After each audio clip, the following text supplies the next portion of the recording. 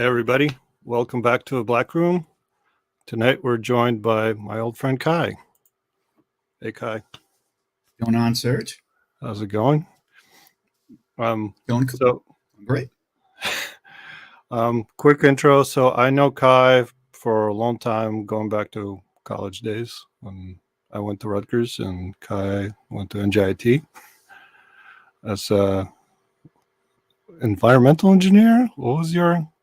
Yeah. Well, I started out a mechanical engineer. Realized it was just wasn't as interesting as I thought it was going to be. I think the materials class about annealing steel was the one that started killing it for me. And I actually focused on science, technology, and society. So my degree is actually science, technology, and society. I was going to double major on, with environmental science engineering, but I ended up taking the first degree and continuing to get into the workforce. Yep. And then, yeah, so that was back in 90s. And yeah, we've had a long history. We lived together for a while. As my roommate, and now we're a little bit farther apart. As tell us where you are now, Guy. I live in Sao Paulo, Brazil, largest city in the South America, largest cities in the world. So I thought we'd start with kind of your journey to where you ended up. When you first left the U.S. Well, and you went to live in China for a couple of years. What was your motivation? What kind of made you decide to try something that think most people are, hesitant to try, or seems scary? I mean, it was scary. It took me a little bit of convincing, and it took me a lot of thinking before I made that move. So professionally, I'm a teacher. I'm a high school teacher, secondary school, as they say on the international teaching circuit. At that point, when I went to China, I'd been teaching in New Jersey for quite a few years. And I just reached a point in my teaching career where I felt personally I wasn't growing and I was getting pretty frustrated. This was about 2010. So in between the 2008 financial crisis and 2010, it wasn't a great time to be a teacher. It was a lot of political scapegoating. And then I was just personally just frustrated. And I was just actually at a point where I was thinking of just quitting teaching altogether, just moving, changing careers. And I had a friend of mine who'd moved to China, had married his partner was Chinese. They'd met here in the United States, and he's also a friend actually from NJIT. Dave, maybe you remember him, Serge. Mm-hmm. Big blonde guy. But he knew I was pretty frustrated. We chatted all the time, and remember when he told me, I'm moving to China and I'm getting married. I said, "You're crazy. What do you mean you're moving to China? Doesn't make any sense. What are you going to do over there?" And at the end, he found himself. He established himself. He was obviously, learning the ropes over there, so to speak. And he was kind of convincing me. Right, he started talking to me. After a while, if I started venting my frustrations to him, like, look, just when it comes to China, take a risk, do something. Right, you want something, you want to change your life, okay, do this, take an adventure, essentially. He basically said like that, even if I only wanted to do it for a couple of months, why not? Right? What did I have to lose? Right. And quite frankly, at the beginning, I was very incredulous. I'm like, this is an enormous life change to make a move like that, even if it's a couple of months. But just yeah, actually. So at that point, obviously you've been a lot of places since, but how many countries have you been to prior to China just to visit? I was not a very well-traveled person. I was very much a sort of New York metro inhabitant, where the tri-state area, actually the double state area of like New Jersey and New York, had been the most of my life experience. I had some travel to Jamaica when I was in middle school, and I had done a solo trip to the Dominican Republic at that point, and I've been to Canada. So Yeah. Montreal, it's a bit European, so it's kind of like a bit of traveling outside the norm. But I wasn't a world travel person, Yeah, and I so think I don't know if any international listeners will ever come across this broadcast, but from an American perspective, it's most people here fairly isolated and don't get a chance to travel outside the U.S. Obviously, I came from Russia, so I had a bit of experience prior to even coming here. Um, but it's I think it's important to see different how everybody else lives differently a little bit, just for a different viewpoint. So, I but I agree. think it's a common experience that you don't get to see other countries much growing up here. So, No, you don't. And actually, I'm going to argue I don't really know that much of the United States because I really only limited travel to less than half of the states in the U.S. so sorry. So, Yes. yes, that's so Yeah. this is where all the cool nerds are.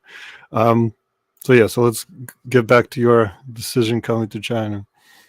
Yeah. So, because it's this. I'm getting just frustrated with my career, frustrated with life, just just frustrated. I was Yeah. just I wasn't in a good place. I was just really Living with a terrible unaccompanied. roommate.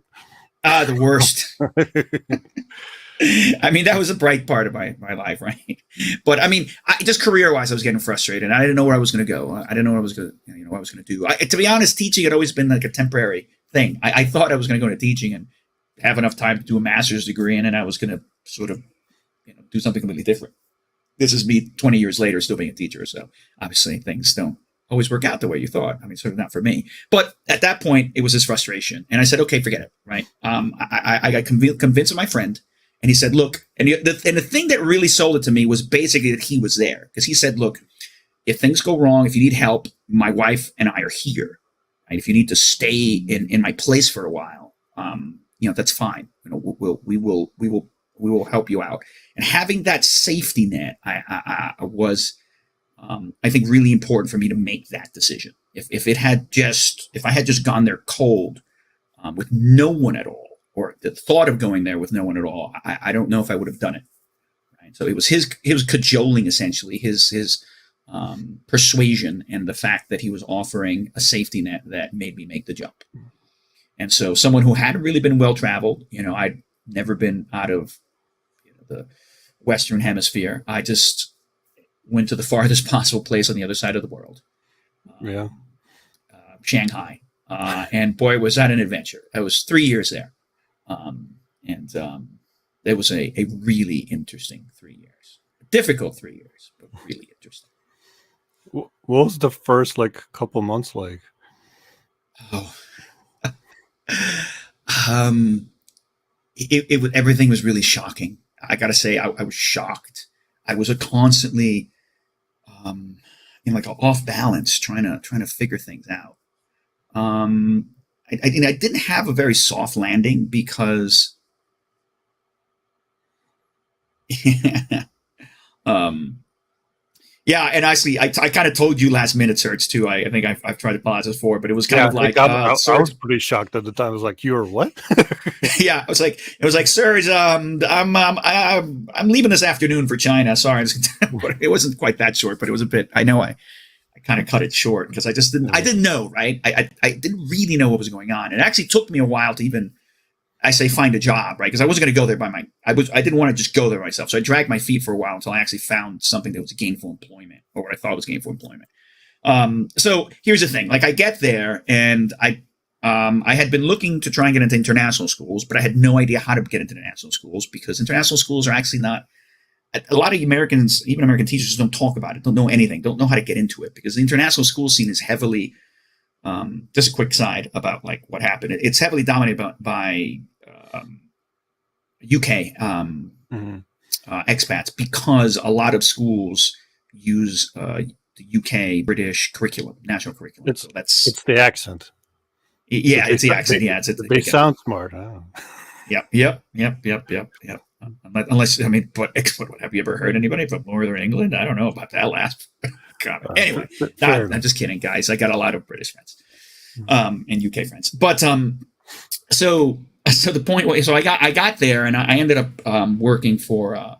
This is going to be a long story, but I ended up working for like a company that was running this small experimental American curriculum school for a Chinese middle school. Long story short is like, this is not like a big professional international school. It's not like I'm going to China on a corporate contract. It's so when I get there, I don't really have a really soft landing, right? I'm like, hi, the guys, I got some people who meet me at the airport. And that same night, they take me out for like street side barbecue. And like, yeah, welcome to Shanghai. And then they take me to where I'm going to live. Apparently, which I didn't know. I was gonna essentially live on campus at this Wenlai Middle School, is what it was called. This like ginormous semi-public Chinese high school / middle school, because there the local Chinese teachers, they all live on campus, and some of the students live on campus. It's like a semi-boarding school, but not really. Right. Because it depends where you're from. I mean, it's very different from the U.S. system. So I'm there. I'm in the Chinese teacher dorms. Mm. And what the heck, right? And I'm in an area. I mean, I'm not in downtown Shanghai. I'm sort of in the suburbs.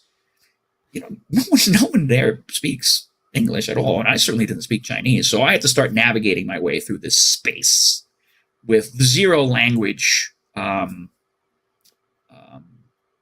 learning at that point, and then kind of limited support from the employers at that point. I mean, they were there; they're taking me around, but it was kind of very casual again, because this was like a consultant who ran the guy was this Korean American guy, and he kind of ran a tutoring service, like one of these tutoring companies. This is very popular in Asia. So it was like this, after school tutoring program. And then he had also entrepreneurially sort of created this program with this Chinese school running an American experimental curriculum program. Anyway, I'm just giving a little bit of background because, some people who go abroad might have an easier transition because of the kind of support that you get, depending if I'd gone to a more professional or well-known or better established international school. They have many of these around the world, or a company, but this was tough. This was tough. The only thing that helped was my friend and his wife. Like, they were there. And then he eventually introduced me to his network of friends. Mm. So that also helped. He'd already established a group of, other Europeans and Americans and some other kind of like wife, and so that a network of, I guess, Western educators that were there. Yeah. Or actually, they weren't, because my friend wasn't. He's not a teacher, and so actually it was actually groups. I met a lot of people who were managers at engineering companies, or and a huge variety of different people who were just part of like sort of the Western network. To be honest with you, the reason why he knew all of them was gaming, because he met them all through RPG gaming. They were actually this network of Western RPG gamers. Oh, that's cool. Well, and that was sort of, get back to. yeah. So that was actually, then that became sort of my nucleus of Western acquaintances and friends, for the most part, until later I made other friends in my network group. But at the beginning, I was a bit isolated because I was far away from downtown, and I only really knew the people I was working with directly, which was a bit of an eclectic group. And then, of course, the Chinese employees of the school and the company and everything was going on there. Yeah, that was a culture shock. I mean, can I give you a funny culture shock story? Sure. Is that appropriate? Absolutely. Yeah. So I don't know how.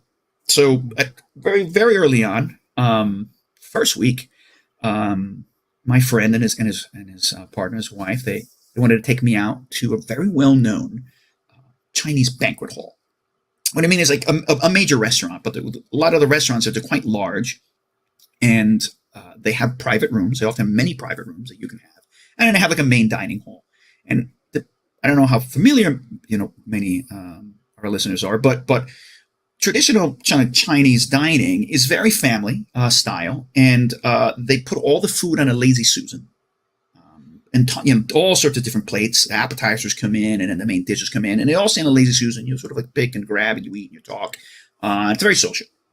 But we go there. I think it's like a Thursday night or something. I don't even remember. And it's a bit early, perhaps. But we go there, and the restaurant's pretty much empty. And it's the first time I've ever, been anywhere except like the sort of, let's say the lunchroom at my school. Really, or these like little local places where I've been getting food because the other employees of this like educational company I'm working with are already kind of knew, had gotten there before me and knew some things.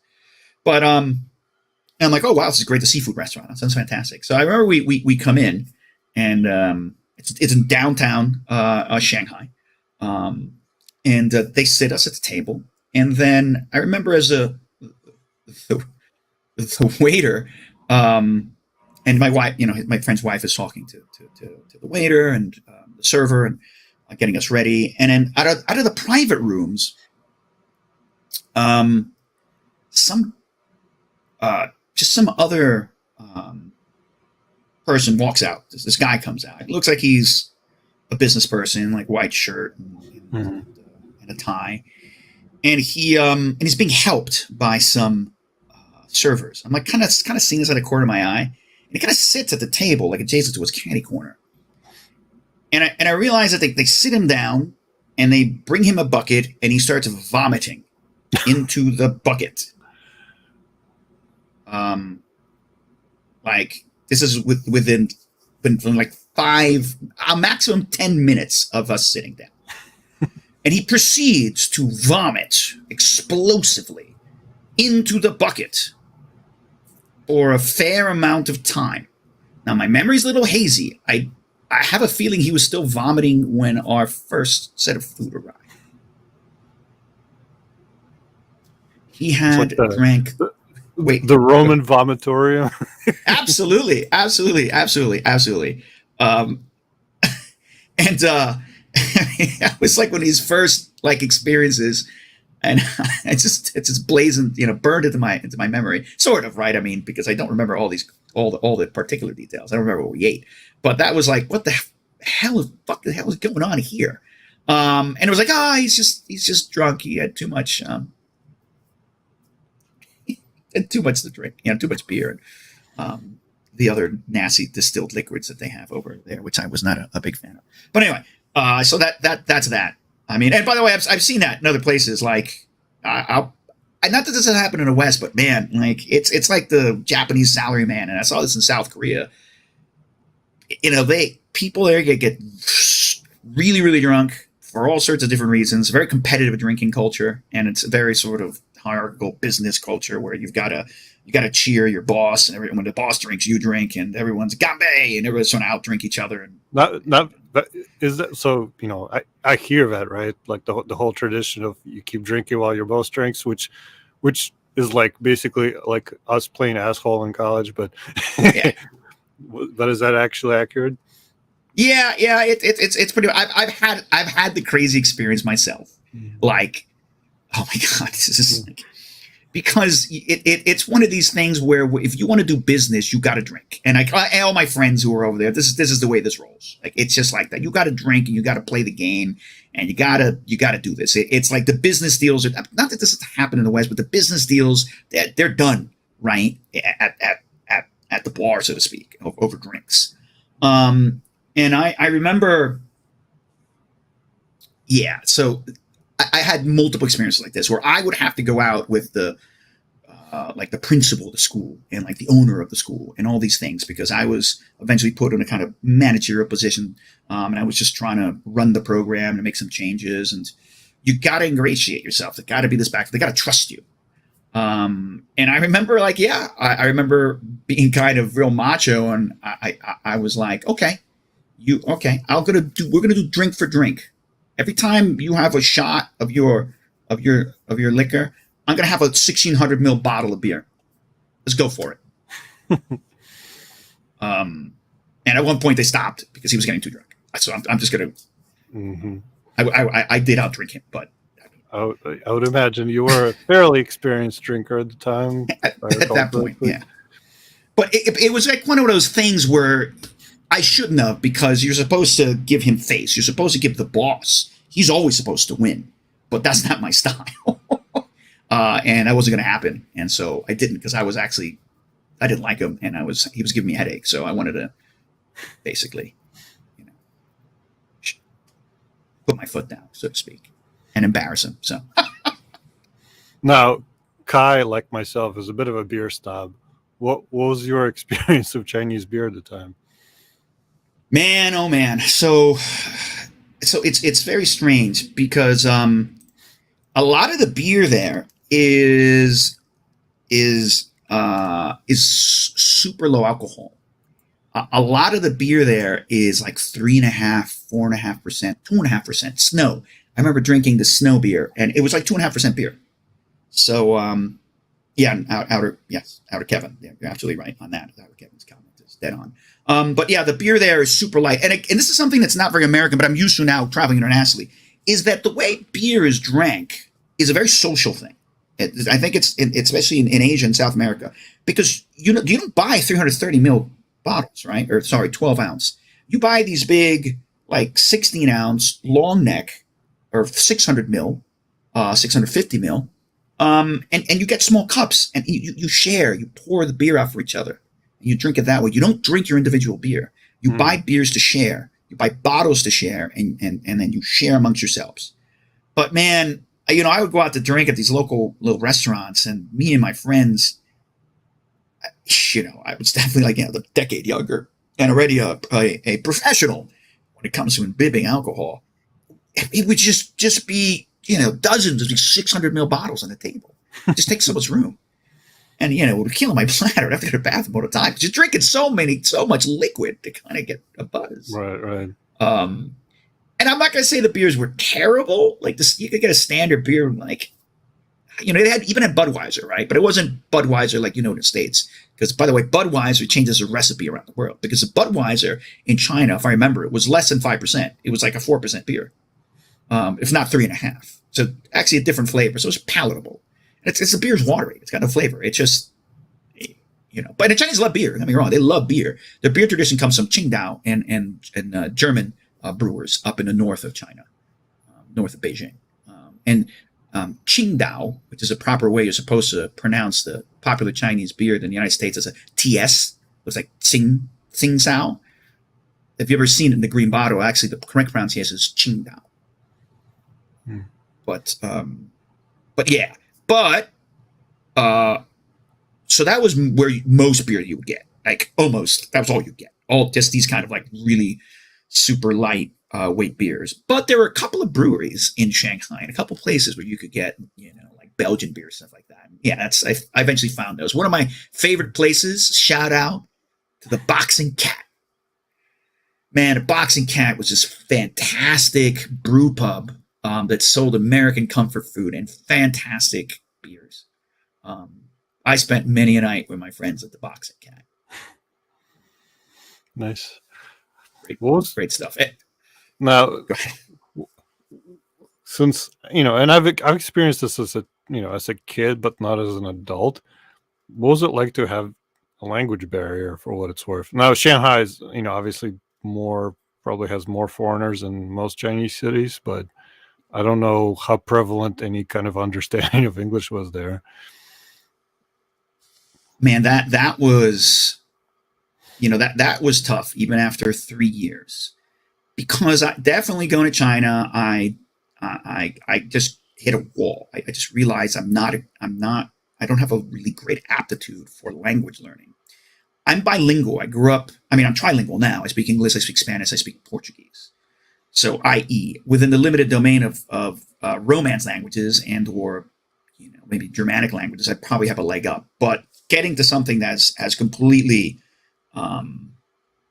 systemically different and totally different type of complexity as Chinese or Thai or Japanese, I couldn't do it. I learned enough survival Chinese, right, to order food or ask for help or do these things, but like having a full conversation, really never happened. bad on me. I know some people who lived in China much, much better Chinese than I'll ever have. I mean, I could have dedicated more study, but really to be fluent in Chinese takes a very long time. And at some point, I just said, well, I know I'm not really going to stay here, and how much time do I really want to dedicate? And so I sort of let it go. But at the beginning, it was impossible, because if you live in downtown Shanghai, like the French Concession and Xiaohui, yes, there you have a very high concentration. It's not just of Westerners. You have a tremendously high concentration of English speaking Shanghainese, because for international business reasons. There's a huge expat population, i.e., Western immigrant population in Shanghai for business, and Chinese businesses are very aware that speaking English is the way in which you're going to be able to accommodate the customer. So almost everywhere in downtown Shanghai, the main areas, most major stores and things, there's a lot of Chinese speakers. And speaking English and learning English was definitely, and I don't, still is a major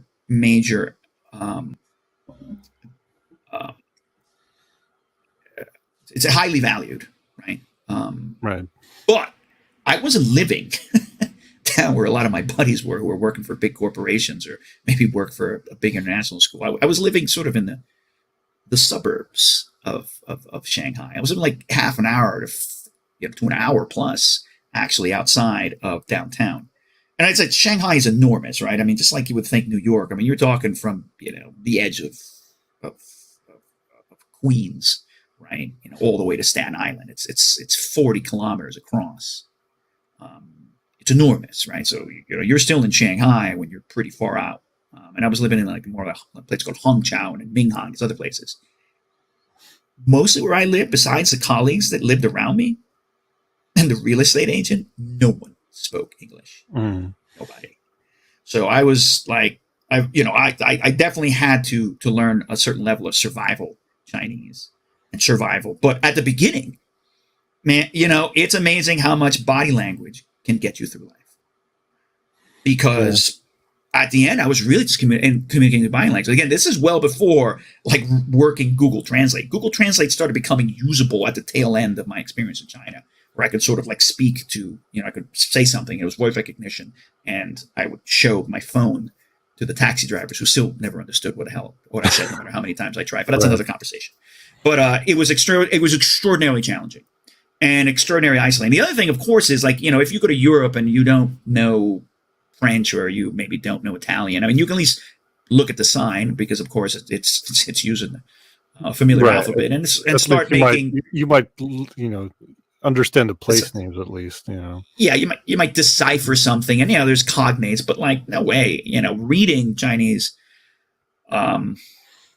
characters, total fail on me too. I mean, I even have books. I still find them interesting, but actually reading it on a day-to-day basis and being able to, besides some like limited things like, oh, that's chicken on the menu, and that one's the one that's beef. I was very bad at it.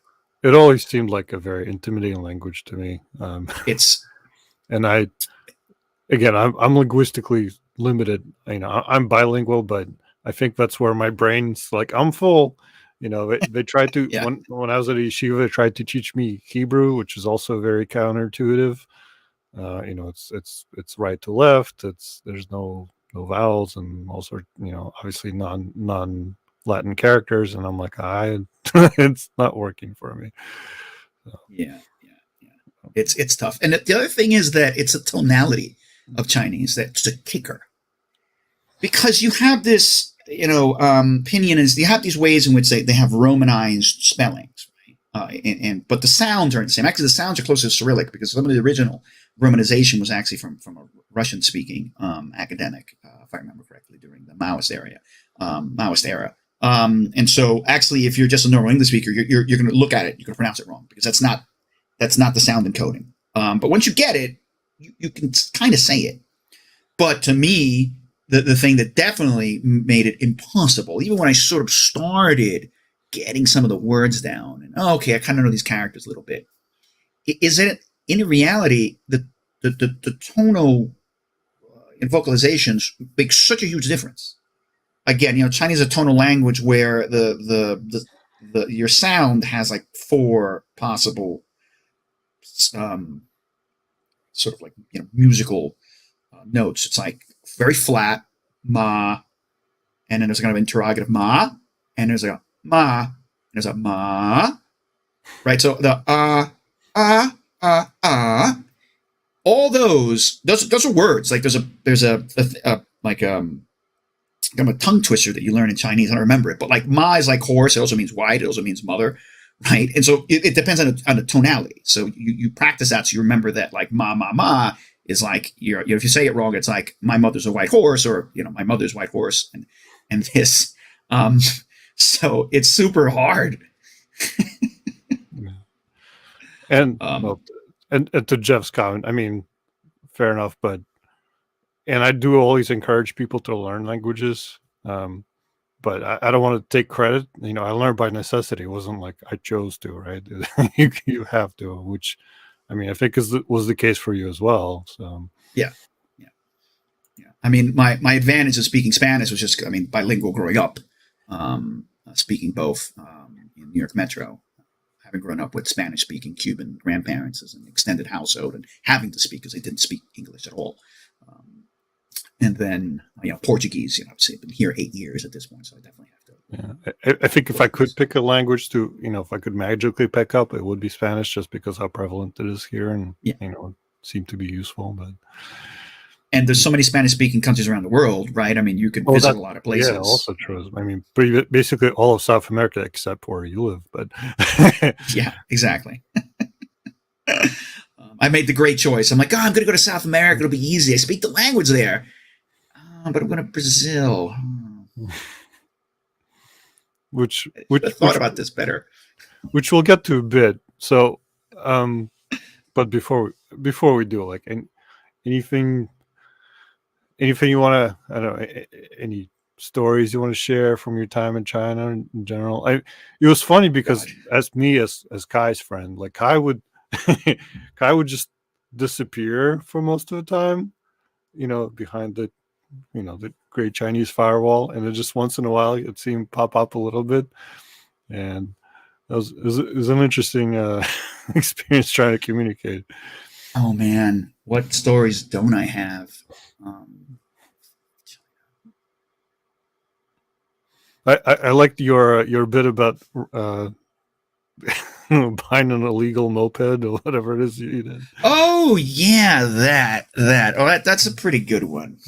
Oh boy. All right, let's see how I can explain and condense this into something that will make any sense. So by the way, I need to make a point here, like a generalization. China is kind of lawless. Well, you'd think that doesn't make sense, because it's supposedly a centralized authoritarian state. But the reality is, on the ground, there's not a lot of enforcement of certain things. There's a lot of, like, illegality happening, and a lot of things that you'd be surprised at. But the thing is that, of course, it's that the laws are almost randomly enforced by the visible police, more sort of like a sporadic sense of power than really for maintaining things. I think, for example, street driving rules. Forget about it. I remember the first time I got into a taxi. One of the first times I got into a taxi in Shanghai, and we are from the New York metro area. Most Americans think that we're highly aggressive, terrible drivers. Well, we're not. We're just aggressive. We're actually very good drivers. We're just aggressive drivers. In fact, I'd argue New York taxi drivers are very good because they know how to behave aggressively without actually, without actually making contact. Let's put it that way. So. Exactly. Let me tell you, it was a fucking white knuckle ride the whole goddamn way, because everything was fucking chaos. It was there was this huge intersection around the corner. By what do you mean around the corner? By the way, Chinese blocks are like 800 meters fucking long. This is another conversation, but you don't have small blocks. Chinese blocks are enormous because they're almost like small encapsulated little mini villages, right? They're little compounds. Almost all the buildings are like multi multi, 20 plus story, 30 plus story, multi building little condo complexes, but they take up the whole block. So I'm going around the block, it depending on what block you're talking about, it could be 100 meters or it could be long ways. You're talking literally 400 meters. This huge intersection where the lights are broken, and it was just like chaos. It was just chaos. And it really freaked me out. White knuckle ride. Totally white knuckle ride. Right. And Chinese taxi drivers, man, they don't use a rearview mirror. They don't use the side mirrors. They don't look. Here's the thing about the traffic rules in China. It's the person who's doing the turn and stuff has a right of way. So what happens is for example, I was driving a moto. People come up around the corner. They don't stop to take a look. They just turn. They just go around the corner. They turn. There's no stopping. It doesn't matter. They just go. And if somebody wants to cut you off, you don't look. You don't care who's around you. You just change lanes. Everybody else is supposed to be defensive to you. Mm-hmm. And they don't use it. The rearview mirror, not existent. Side mirror over there, passenger side, not existent. They might look in the driver's side mirror, maybe for two-wheel vehicles, but mostly not. Look, man, I was in a goddamn fucking public bus that decided to take over another bus by driving on the wrong side of the road. Okay. So anyway, yeah. So the guy who hired me when I first got there, who was this entrepreneur, was running this tutoring company, and also kind of running this little side business, establishing this sort of experimental program with this private Chinese middle school that was owned by a public Chinese middle school. Because I lived on the campus of the public Chinese middle school, but I actually worked at a private Chinese middle school that was owned by the public Chinese middle school. You see? Anyway, so maybe we got to get back to the motorbike thing, right? So the guy and his friends, he brought a lot of friends over from the U.S. who were working for him. They're all Korean American guys. They were cool, interesting, right? I think they were from Cali. They were, California-based guys. But they all drove around on these mopeds, right? These hot-rodded mopeds, not just I should say mopeds, like scooters, right? These scooters, but they're customized scooters. And they're yeah, don't stop taking taxis. Don't wait for a taxi to get to school. Just buy one of these. And at the beginning, I was you guys are crazy. I don't want to drive on these streets. I'm freaked out. I'm how am I going to buy a moped? Right now, don't worry about it. They got stores everywhere. And the thing is that they do. You see, those guys helped me get hooked up with a moped.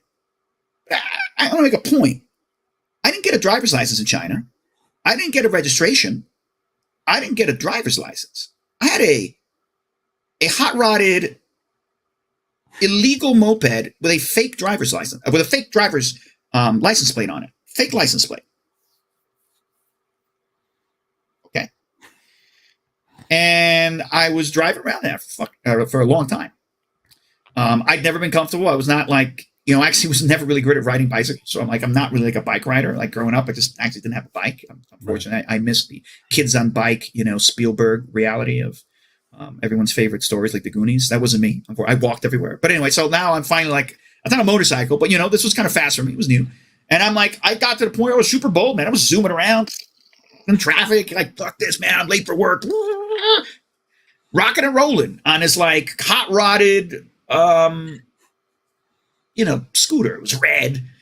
It looked like the Akira bike almost. Had this cool, had extra mirrors and stuff like that. And better muffler and all these things. Anyway, totally illegal. I got an accident. I remember being fuck, because I got an accident because they have these dedicated motorcycle, scooter, bike lanes that no one respects because the cars drive in it. Everybody drives in it. It doesn't goddamn matter.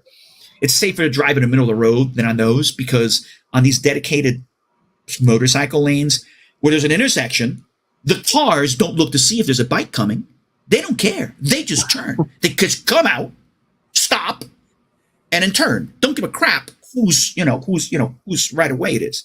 So actually, they were kind of dangerous. But anyway, I got pretty confident in driving these bikes around. Never got stopped by the cops, until at some point. At one point, what happened was I'm gonna cut the other part of the story. Is that there was a bike shop, down the block, and this is 100 meters down the block from the apartment, this condo complex where I was living. And I was in this I was in old Korea town, Right? There's a Koreatown that's the newer one. It's called Gubei, and I was in this older Korean area that had a high concentration of like Korean restaurants and Chinese, Korean families, so on and so on. But and it was like it was a chop shop. It was a scooter chop shop, is what this fucking place was. So just to put it in perspective, right? It's where I bought my bike to begin with, actually, with the help of my buddies who also lived not too far from me. So I hope this story is still interesting. So the thing is, at one point, I do something. I park my bike in the wrong place. The fucking cops see me getting on the bike. On this, not a bike. It's not a motorcycle, guys. It's a scooter. It is a scooter. It's not a motorcycle, but it's like a slightly hot-rodded scooter. Red, flashy. Yeah, man, the cops picked me up. I got taken to a Chinese police station because that fucking bike is illegal. I don't have a driver's license. It's not registered. The license plate is illegal. Technically, the VIN number is fake. It's like a stolen bike. Right. And I'm like, I don't know. Plead ignorance. Plead fucking ignorance. Plead ignorance. And the thing is that here's a stupid foreigner doing stupid thing, got caught by the authorities, and the school, this Chinese school and the people who work there, they got to bail me out, right? The combination between the sort of contractor entrepreneur who kind of hired me and then the actual school, they eventually come bail me out. And I have to sign a thing that says I didn't realize that it was illegal. I'm a stupid foreigner. I'm too dumb to know Chinese rules because I can't speak Chinese. Essentially, right? Like, I'm an idiot. Please forgive me. Yeah. I'm an idiot. Please forgive me. I promise never to do this again. Really, that's what happened. I had to sign this officially, right? And I was in the police station for a couple hours, but in the end of the day, I got out. So the coda to this story is that a couple weeks later, and obviously they impounded the bike, right? Impounded the bike. A couple weeks later, I'm walking over to the Paris Baguette. I'm sorry. I don't know if you know, but Paris Baguette is a very popular South Korean sort of coffee bakery. Dude, they have it here. You know that, right? Oh, did they have Paris Baguettes there? They have Paris Baguette. Get out of here. Really? Yeah, that's right. Did I see this? Did I forget about this? Wow. We have one on 27, like where all the other Korean places are. In Little Korea, Manhattan. Oh, maybe I saw it the other time I was there. I forgot about it. Yeah, they have some weird things, like bakery stuff with like dried pork flakes, like it's like pork lard flakes on it. I don't know. It's all sorts of interesting things. I got very used to eating these things. But the fucking thing is, my point is, I go over there, and it was one of the only places I could get coffee, right? It was a place where I could get coffee, because South Koreans love coffee, and that was a place where, because you can't get coffee. It's really hard to get coffee in China. At least in Shanghai. Even in Shanghai, it's hard to get coffee in Shanghai, let alone someplace that's not a major metropolis. And lo and behold, I'm walking down a fucking street, and literally parked in front of fucking Paris Baguette. I'm like, oh, look at that. That fucking, weird, man. That looks like my motor scooter. And I'm like, and I go in and I get the cup of coffee, and I'm like at the counter, and I'm kind of looking over, and I'm like, that's a lot like the motor scooter that got impounded a couple weeks ago by the cops. And like the motor scooter had like stickers on it and stuff like that, and had like, damn it, like I knew my motor scooter.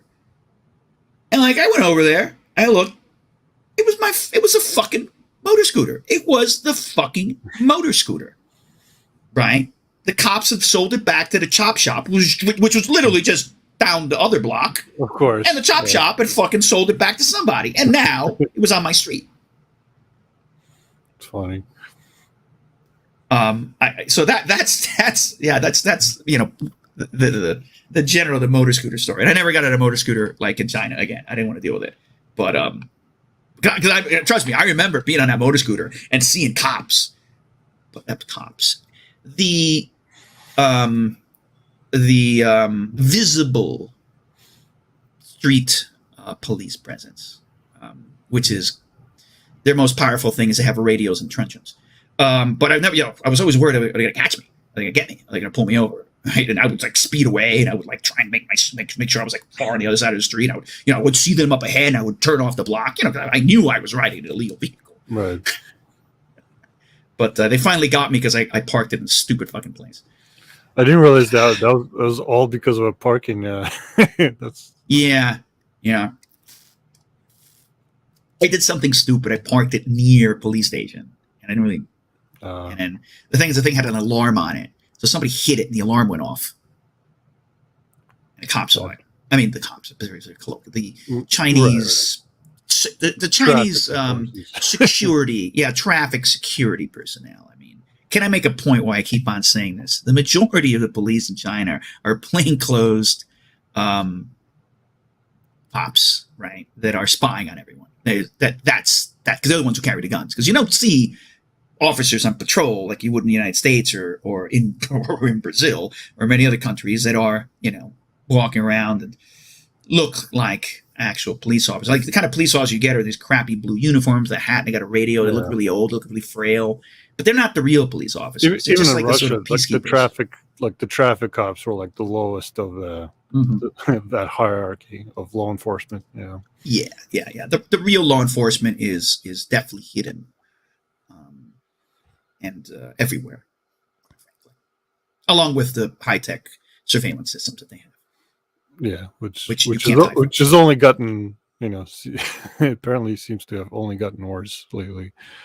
With the whole gamified social score and whatever else insanity that's going on there. It's like it's straight out of dystopian sci-fi. You can't make it up. Now, was there? I have no idea. Is there a Chinese equivalent of manga or like comics, or like from a cultural perspective, from a nerd cultural perspective? Oh yeah, I mean they're big gamers. They're Magic, the Gathering players. There's some RPG players there. I don't think it's. I know. They were definitely RPG players. There's like maid cafes and there's places where there's some board games. I think it's more video gaming than anything else, at least back in 2010, 2013 when I was there. But there's like, otaku culture, like model collecting and like, Gundam, mecha building. And, you can go to these places and buy this stuff, like these little malls where they have these things. Yeah, there's comics. But you have to remember, like, it depends because everything's really controlled, right? The media is controlled. Right. They're going to censor a lot of comics. Like, there's a lot of things that just wouldn't allow to be sold. And yeah, there's Japanese manga coming over. I'm trying to remember. There was definitely places. Did you play like the traditional games like Mahjong or Go or anything like that? No, I didn't know anybody who played, Go. And Mahjong was. I'd gone by the Mahjong parlors. Actually, I remember going. There was a time when I was going to this gym that also had like it was doing like MMA training. So I was kind of did this for a little. I went to a couple of these places, but it was a bit of a headache. I had to ride my bike like quite far away into the city to get to this place. So I didn't really do a good job of being disciplined and going there. It was kind of annoying because everything's fucking super far away when you're in the goddamn periphery of Shanghai. But anyway, like I would pass these smoky Mahjong parlors where the guys were playing the Mahjong. I presume they were triads, but I can't be sure. I mean, I've seen and met triad people, triad in members in Shanghai for sure. I mean, I got a crazy story about that one, but we can get to that later if you want. But I didn't end up playing Mahjong. I mean, I ended up playing role playing games, like because my buddies' group, there's this expat group, they were role players. So I ended up playing like role player and board games and like miniatures combat games.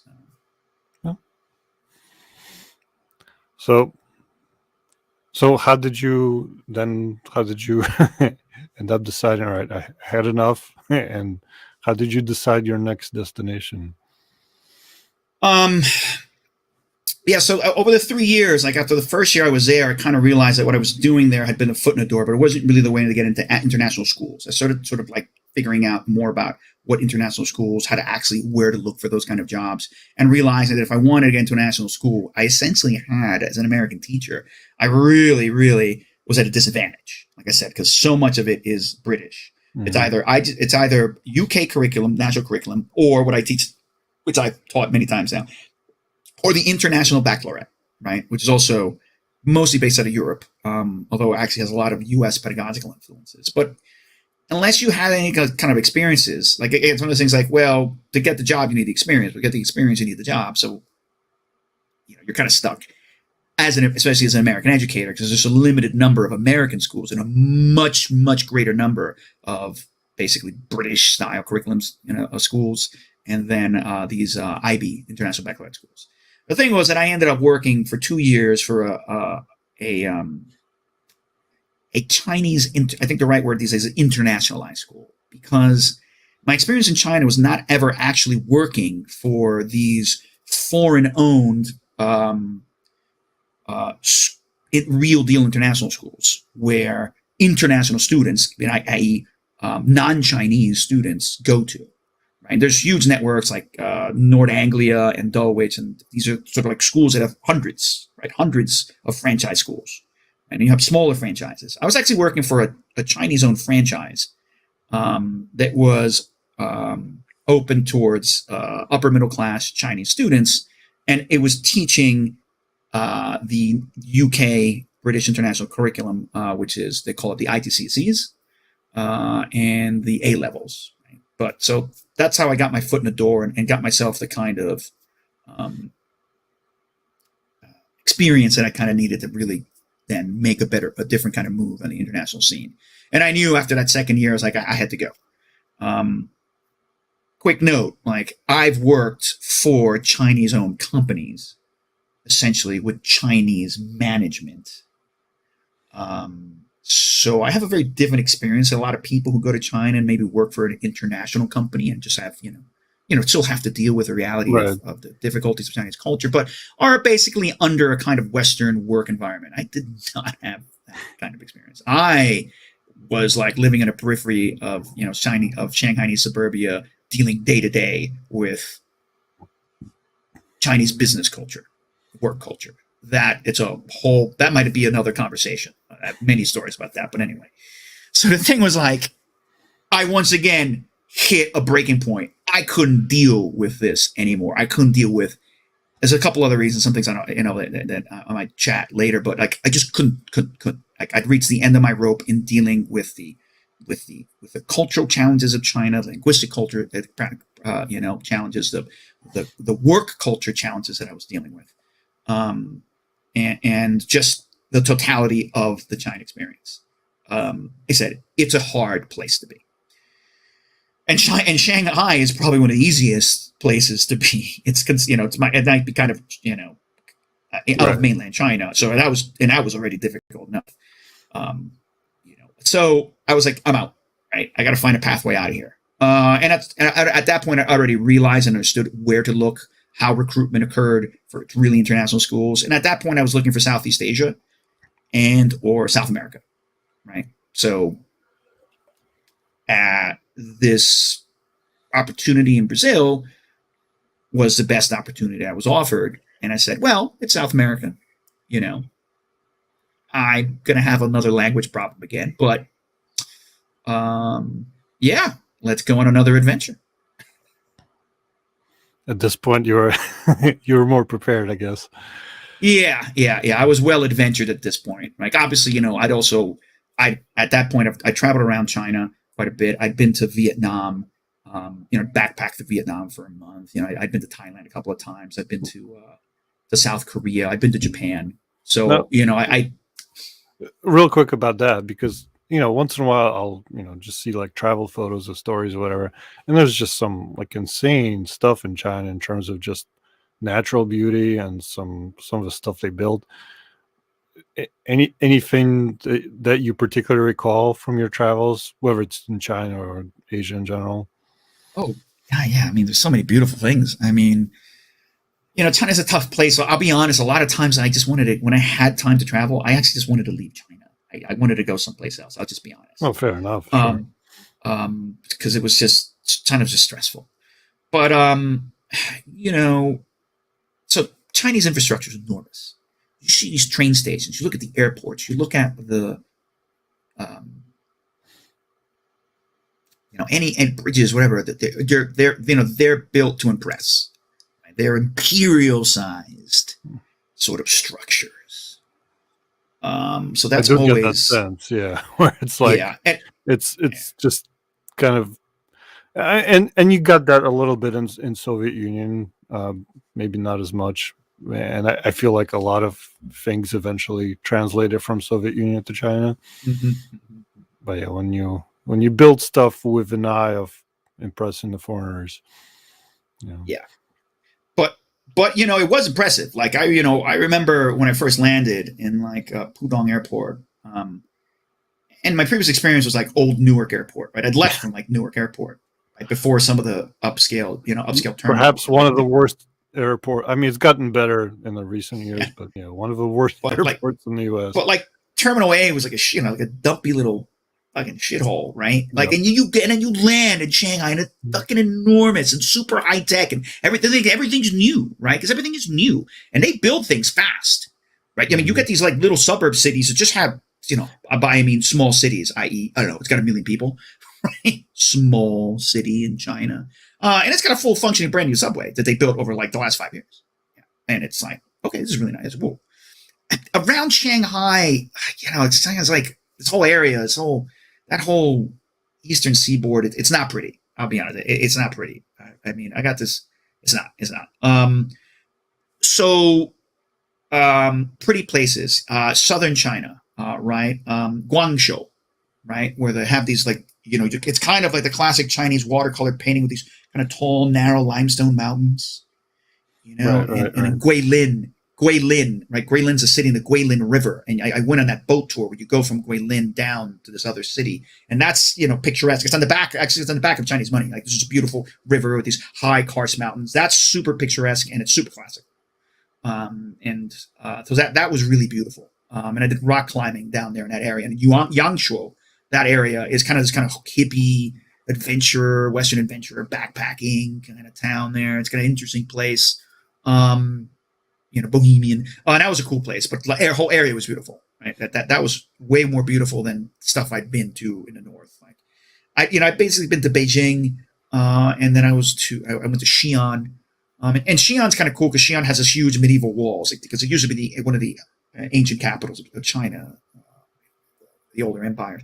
And then that was really impressive because you can you go around this wall, you walk on it. It's massive. Right? You ride your bike around it, and that was kind of beautiful. But a lot of the experiences in China, like these urban experiences, like these kind of wild, crazy urban experiences. Um, but I mean, I've been through like Chinese countryside, like cycling with my buddy Ernie, being chased by packs of feral dogs. Yeah. I've also been chased by soy dogs down in Thailand, i.e., like the street dogs there, also super feral because because of the whole Buddhist thing that you can't cull them, right? You can't Right, right. put them to sleep. So there's just endless amounts of fucking super aggressive fucking dogs. Not a fan of that experience, by the way. Anyway, so and yeah, I've been through this little kind of farm country, and really going into like Chinese rural areas, and that was really interesting. That was very different, and that was nice to escape from the kind of the megalopolis that is a place like Shanghai or Beijing or even Xi'an. But that was all down in south in Yangshuo area. And then like Vietnam's beautiful, man. I don't know. I went all along the coast, from Hanoi down to Ho Chi Minh. They have some beautiful like beach areas down in Vietnam, and the Vietnam countryside, these mountains, the green of the rice paddies is just so unbelievably vibrant. It's so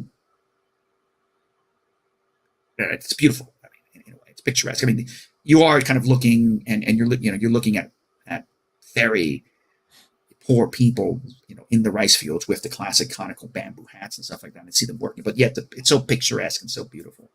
Um, Siem Reap, i.e., Angkor Wat in Cambodia. I mean, amazing, right? Kind of this whole experience of architecture when you go in there, really beautiful. Went to Mount Fuji, Japanese countryside. I don't know. There's just tons of stuff. If you had to pick one place that was kind of like your favorite experience, Oh man. Um,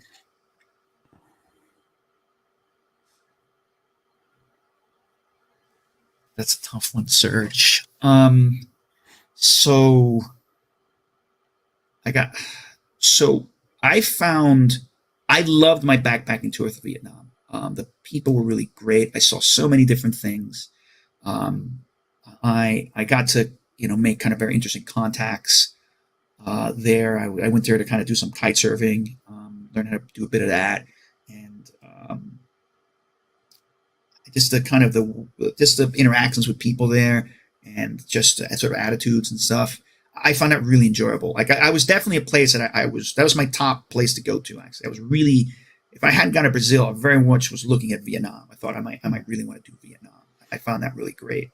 I have this like, I don't know. Here's a super memorable experience. Like Cambodia, Siem Reap. I go there. I land in the plane. Small little airport. Siem Reap is the name of the city that's like where Angkor Wat is, right? It's like the tourist city.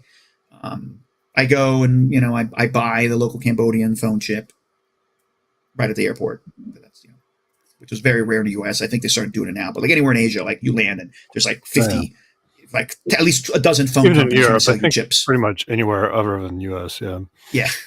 So I do that, and then I got there. I had no hostel plans. I didn't do anything, right? I just like, you know what, fucking, I'm going to Siem Reap this weekend because flying is cheap and it's actually kind of easy to travel in Asia. It's one good thing about being in Asia, in Shanghai as a major hub, and it's like it's easy to just go places once you like kind of understand how to buy tickets and so forth and so on.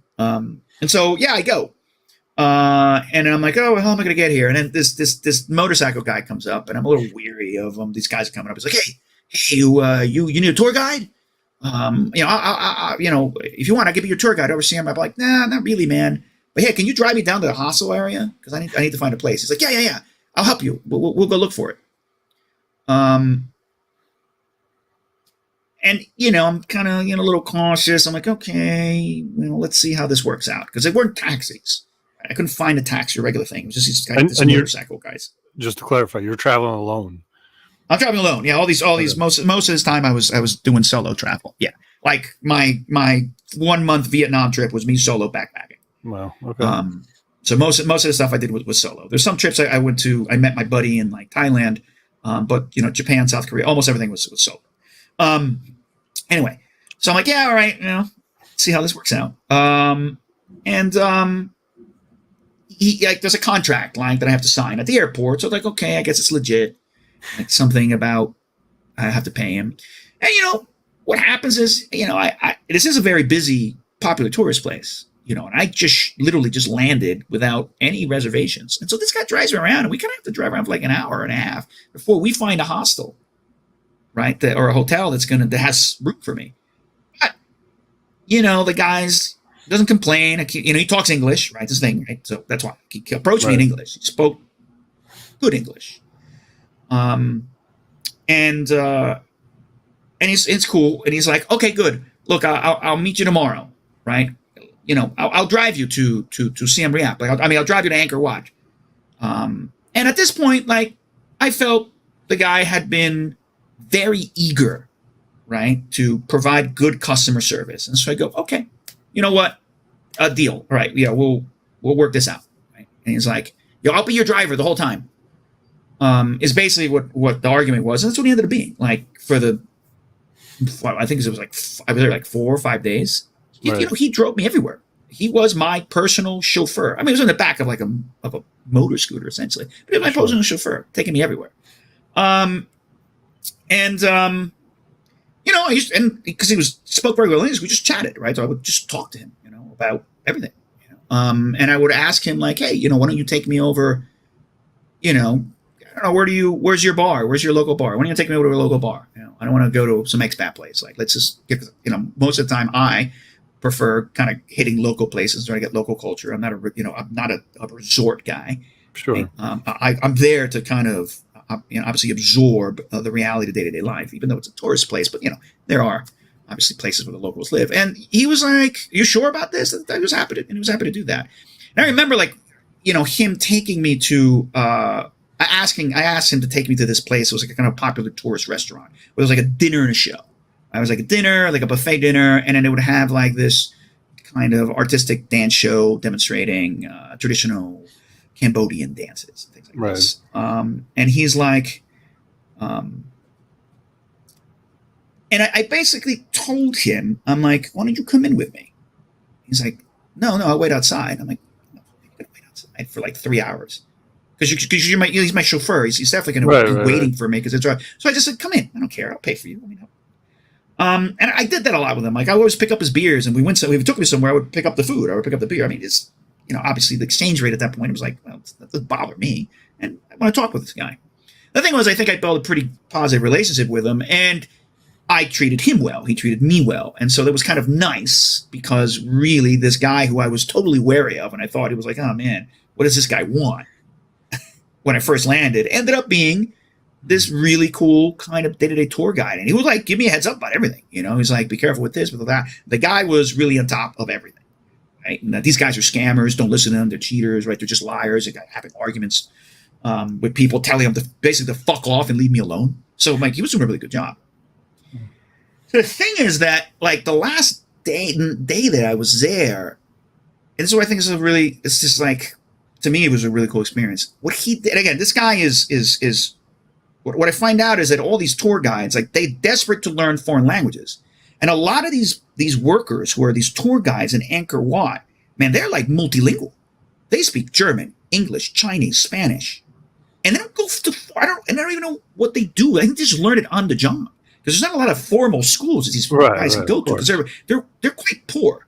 So you've got probably some of those, the most intelligent people in the community end up being just these tour guides because they're capable of being polyglots. And I was like, wow, right? Even like these little street kids that I met, like I don't know if they were homeless or what the deal was, but there was like this little ragtag group of little kids who were in Angkor Wat. And the most fascinating thing they wanted to do was look at my phone. It was like it made their month, maybe. And it was crazy. They just wanted to play a game on my phone. I remember this. It was like really cute and sad and really touching. But like they spoke English too. They spoke like halting English.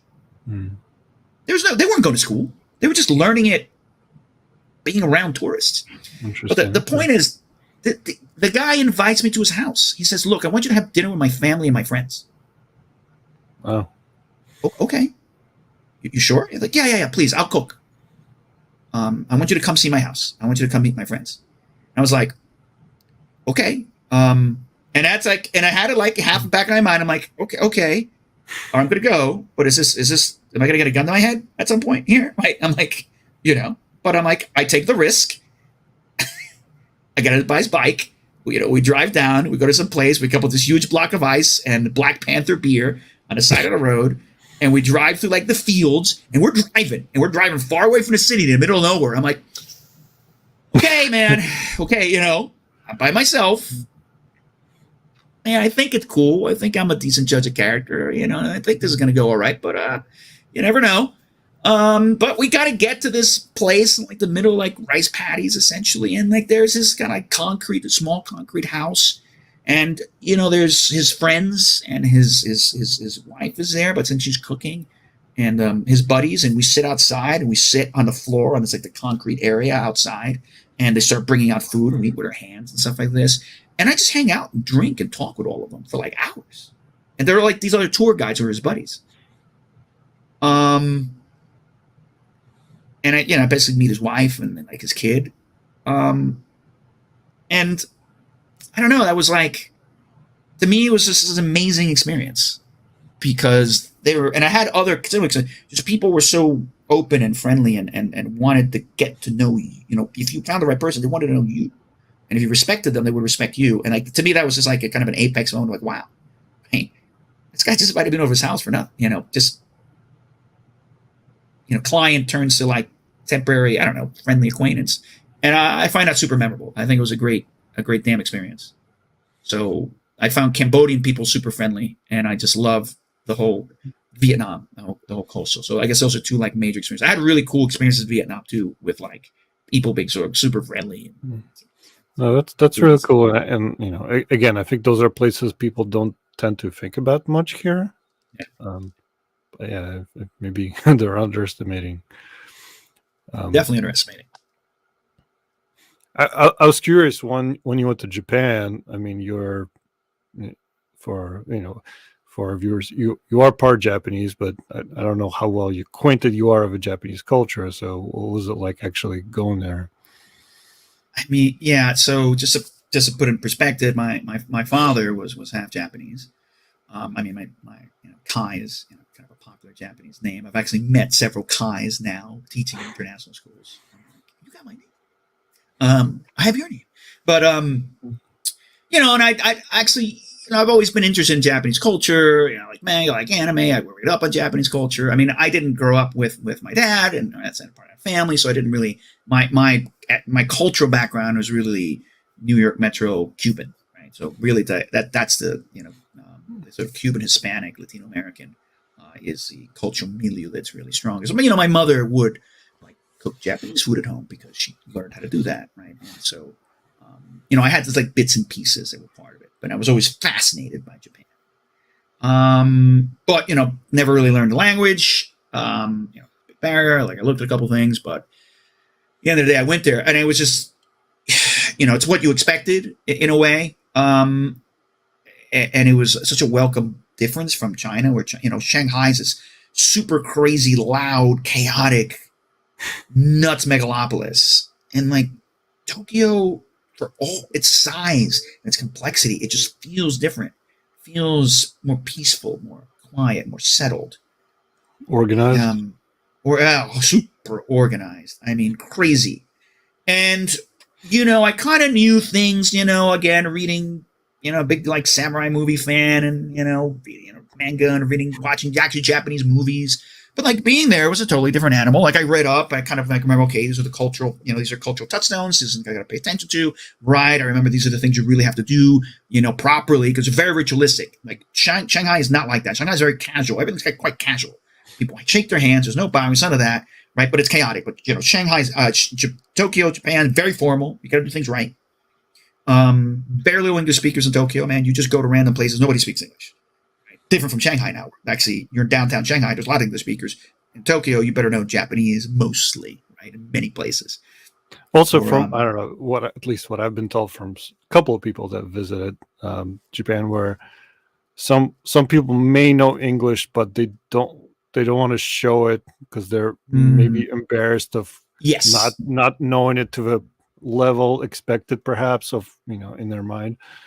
And yes, I totally agree. And this is part of the, I mean, we all have this, right? We all get embarrassed, and it's all about face, right? It's all about saving face and not showing your lack of knowledge, right? It's a big thing in Asian culture. I mean, we have it too. We're always aware of our social status or social standing. We don't want to be embarrassed either, but what makes us embarrassed as Westerners is very different from what makes sometimes, right? Or the extremity of of how that is in Asia is different. So yeah, it's like in Asia, you ask someone, hey, do you know which way to go to this place? Do you know where the street is? They'll go, yeah, of course, smiling. They go, it's that way. They don't know where it is. They just don't want to admit that they don't know. So they'd rather lie to you and try and be friendly, right? To your disservice than feel the embarrassment of not knowing something. So yes. So yeah, I mean, Japan was beautiful, organized, and it was like so many of these things that I was like always dreamed about, right? Like I went to all the places, the pachinko parlors and the video arcades and all the otaku stuff and eating, and God, it was just just going down little side streets. I was in oh my God, I was by Shinjuku Station, which is the biggest like train station in Tokyo. Nishi Shinjuku, right? Is that the right term? It's like the neighborhood that's right outside of Shinjuku. And then Nishi Shinjuku. Yes, that's right. That's right term. I'm looking it up real quick because I don't want to say it right. So I did just cheat and look online. But okay. And man, it was just what a goddamn experience. It was that's definitely super memorable in terms of like, man, I love Tokyo. I love cities. I've been to Hong Kong too, by the way. I think Hong Kong's a super cool place. I forgot about that. I've been to Hong Kong, also a cool place. But I love Tokyo, man. I love, you're in the middle of this super busy place, but like you just walk like 2 or 3 blocks off, and the way it's made organically, small little winding alleys, and it just suddenly becomes quiet. Right? It feels like suburbia almost, and there's like little restaurants here and vending machines everywhere. The description says so. There's more to explore out there than Funny enough, there is more to explore out there than Dos Equis Dreadful Minutes. Or if we're just some more. If we're going to talk about Japanese beer, more of an wow, why am I? There's some good beer. There's great beer out there. The only we have like the one Japanese beer here, which I'm blanking out on. What like Kirin, Sapporo? Sapporo, yeah, probably. No, there used to be a Hitacho, which was a little owl on it. I believe it was Hitacho, which was a brand that was they had like a Japanese style wit beer and a couple other things. But in Japan proper, man, there's some goddamn great beers. There's some great beer bars. There's some great breweries. When you go there, man, Tokyo's got good beer. You can find damn good beer in Tokyo. And you can buy it at the 7-Elevens. Because, by the way, I don't think you guys understand what like convenience stores are like in Asia, in a place like Japan. You could live off of your entire life off of what you find at a 7-Eleven, right? You just pick up the pre-made lunch packages or the heatable microwave bento boxes, or you're fine. You're fine. The food is like good deal, great price point for quality. That shocked awesome. me in Norway. Awesome. Because I saw 7-Eleven in Norway. I'm like, why the fuck is there a 7-Eleven in Norway?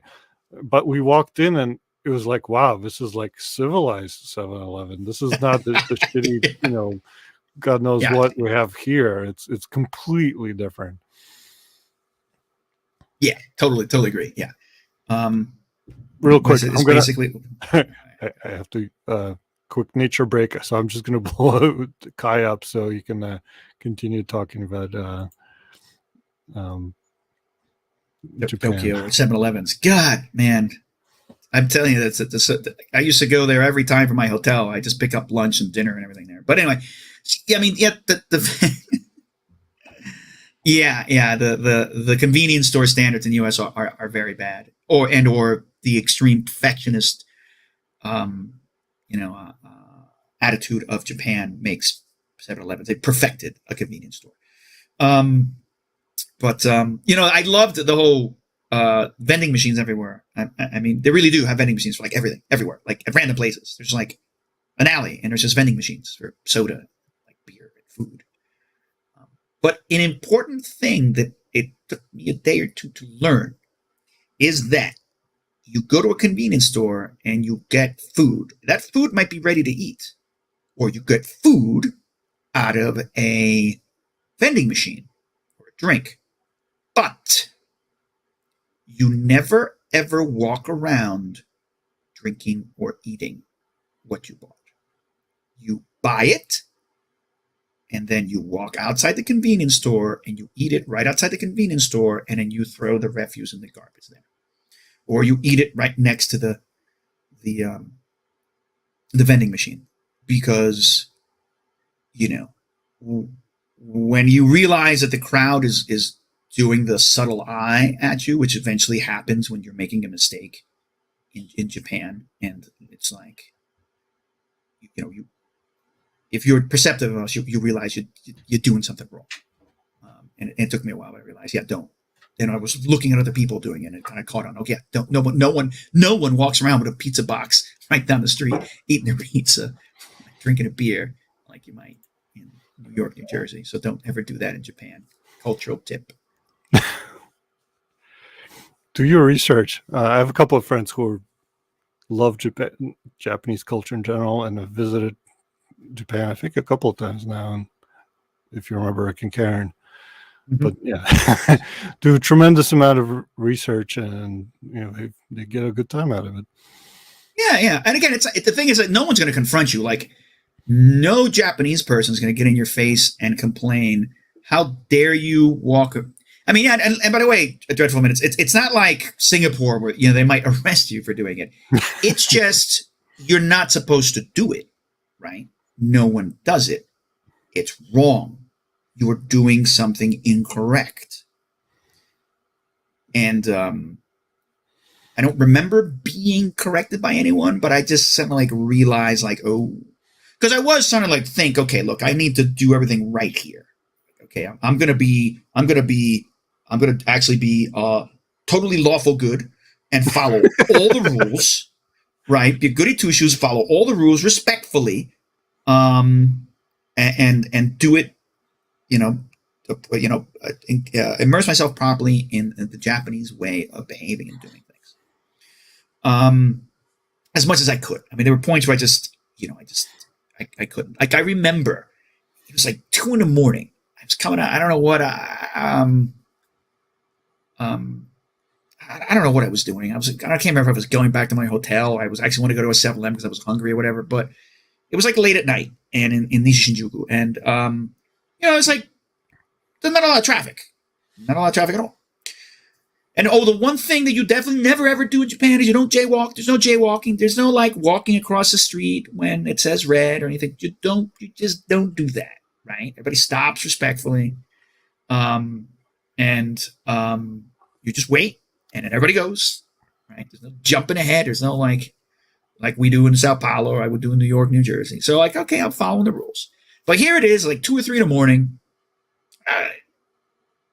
There's not a fucking car in a fucking street. Like, there's nothing.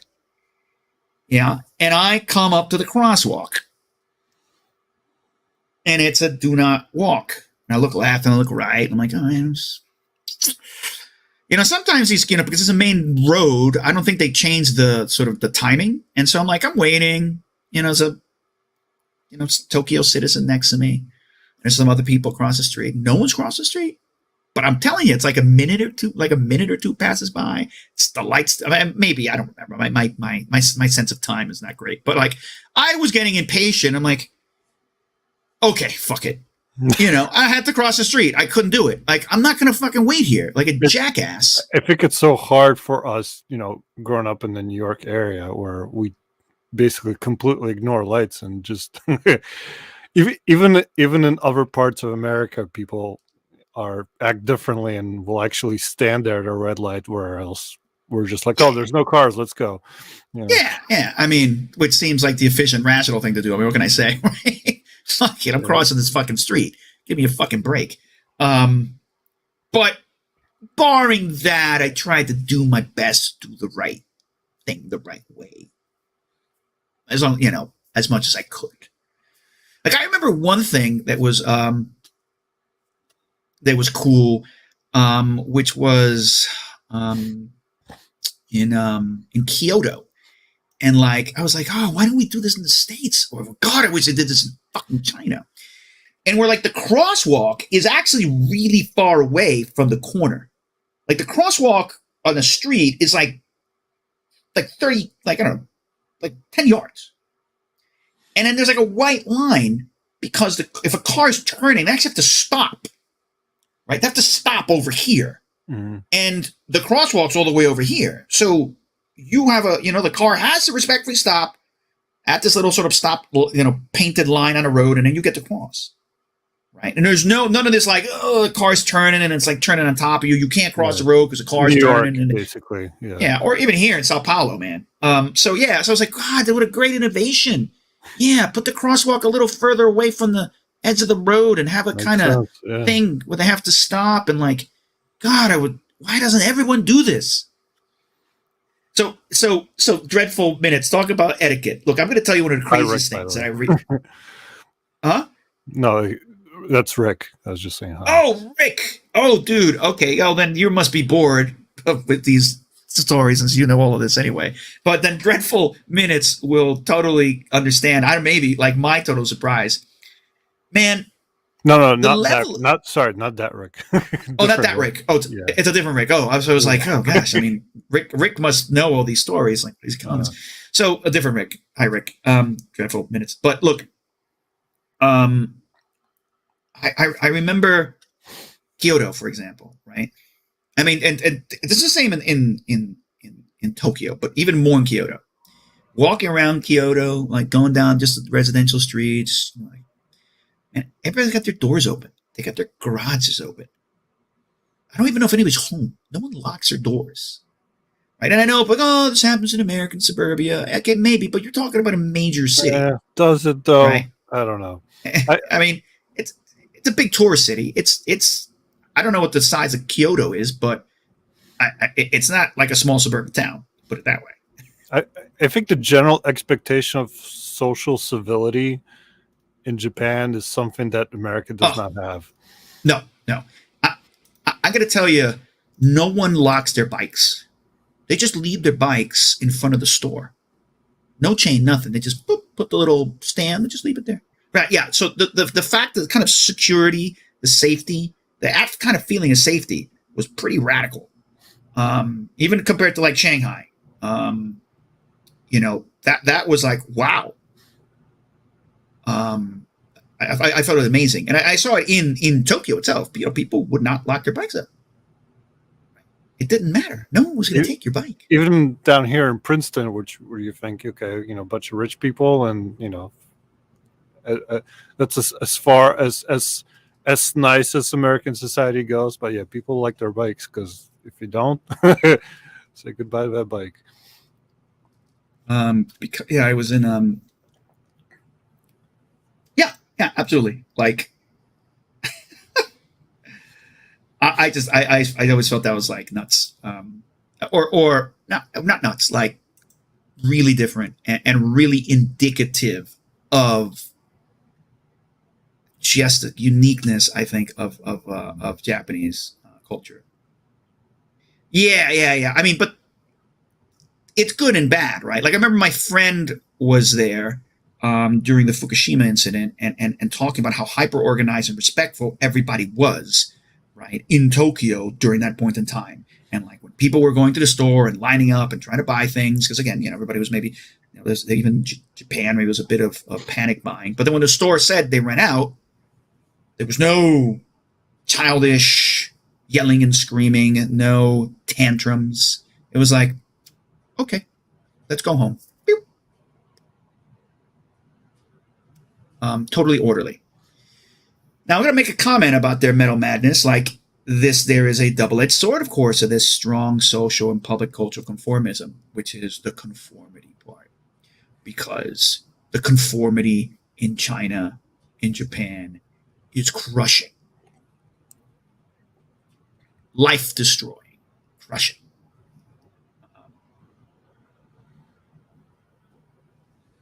I mean, we're a society of radical individualists, right? It's part of the Western tradition versus essentially a communalist minded society. It's got its benefits and its drawbacks. Again, we wouldn't it. I mean, not that you don't find subculture and stuff in Japan and some of it in China, but good luck mainland China, man. Subculture is rare in terms of alternative lifestyles, whatever, because culture there is crushing. Your expectations are and reinforced by government propaganda, essentially, are all encompassing. And Japan's different because it's a more democratic free society, but the cultural conformity and the pressure to conform, right, and the actual conservatism of most Japanese, again, it's very foreign to our thinking. Yes, yeah, yeah. It's lots of pressure, lots of pressure. In fact, I feel like some of the subcultures that stem from Japan are really like Lolita, right? It's really coming from rebellion against the traditional norms. Yeah, of course.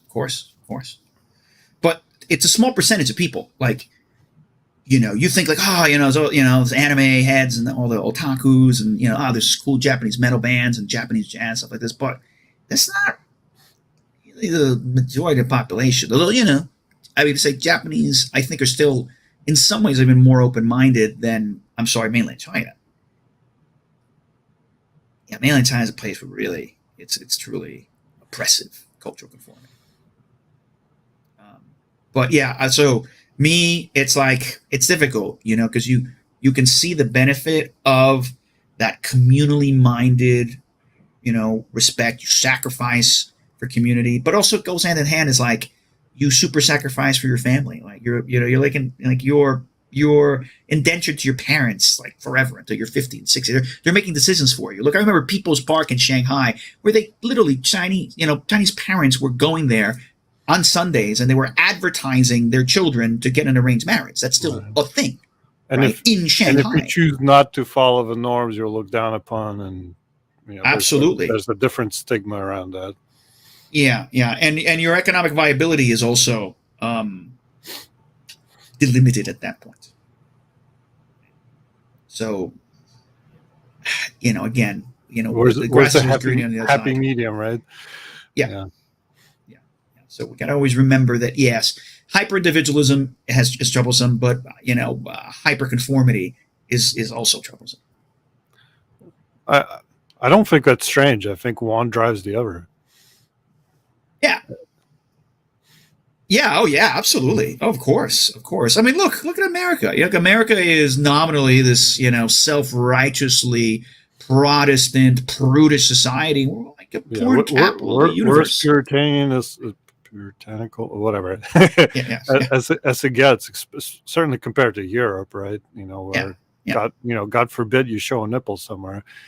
So. Of course. Yeah, exactly. So that it's a kind of, it's this reactive hypocrisy. Right? In a sense, it's what it is, and that's your desires are subverted, and so you're going to figure out a way to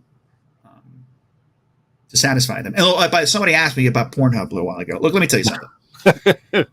I'm gonna just give you a heads up about just some realities in case maybe people weren't aware. Technically, pornography is illegal in China, right? Technically, there is not, it's not allowed. It's not allowed to be distributed. It's not allowed to be owned. I mean, is there pornography? Of course there is. There's ways to find it. And I don't know where it was, but because you'd have to know how to deal with the Chinese interwebs. But there's a major hypocrisy there, because I'm just going to put this out here. I hope people don't mind. But the reality is that prostitution is ubiquitous. Ubiquitous in mainland China. So, right, there's another perfect example of sort of that's kind of like a government level hypocrisy. I already know, it's not, but of course it's also, in a way, it's also illegal. Some of it. But I don't want to get too much into that, because I don't know if anybody wants to talk about it, might be uncomfortable. I just want to put it in that contrast, like we're talking about hypocrisies and hypocrisy society, right? And the way that's thought about in China, which is super, super, super, that is really looked down upon by society, but yet it is everywhere. So again, these are just sort of strange paradoxes that you see, even part of it in our society, but over there, major paradoxes.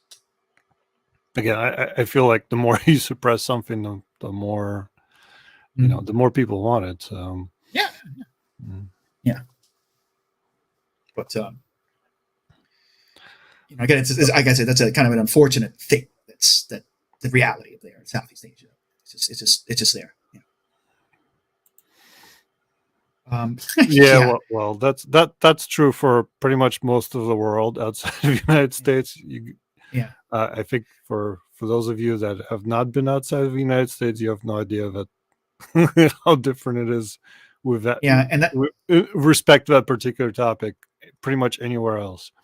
Yeah, and make a point, like there's very little gun crime in China because there's no weapons. I mean, all right, is there violence in China? By the way, you'll never hear about it in the news, ever, because, of course, it's suppressed, because the government, all the media is completely censored. All of it. Literally censored by an army. I mean, I think I have to, it definitely wasn't 2010, 2013. They probably have better AI now than they did, but, an army of people, actually, individual people who go through websites on the internet and identify political hot words and delete social media postings and make things go away, and then find out who did it, and then send the authorities to you. I mean, you were talking about, traffic cops versus other cops. I feel like China spends a lot of resources on on controlling their image outside of China. So, 100%, like, 100%. I mean, they came up recently with had to retract her sexual assault allegations, which I don't think anyone believes, but or just Yes, that anyone yes. believes the retraction part, I should say. I mean, that's you've got famous celebrities and like Jack Ma, and they disappear for a little while, and they're essentially going to re-education and getting them back in line with the harmonious party line. Well, Rick, I Did, mean, it's one of those where a minority owns the majority. It's yeah, like 10% owns like 80% of the guns, yeah, something like that. So, yeah, um, and that 20% is the irresponsible part, right? Because a lot of the other single gun owners or hunters and stuff like that are kind of a different story. Yeah. Awfully, do they have a Chinese mafia? The Triads? Of course, the Triads are everywhere in China. So I was just telling you about the news, and you never hearing about actual violence in the news. Like, there's a lot of gun violence. There's stabbing. There's machete killings. There's knifings. There's bad stuff.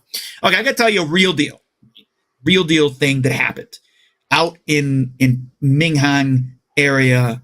It's Minhang. It doesn't matter. I was out in the outskirts of Shanghai, the kind of edge of Shanghai. And I was, working at this internationalized Chinese-owned school that had A-level, had international curriculum. And I lived out there. I lived in this beautiful apartment, this big apartment complex. Of course, super far away from anything, right? Super, very local. Everything was very local. No one spoke English there, anything like that, right? And there was like this major highway that was like maybe 2 kilometers from my apartment, and it was part of the way to get into this area. And it was the elevated highway. It's the highway systems in Shanghai, and the elevated highway systems and the metro there are amazing. Infrastructure is amazing. But anyway, and that's a place it's near a metro station, and it's near some apartments, and there's some dingy stuff going on, and there's like a corner store there where you'd always see like tattooed people coming out of.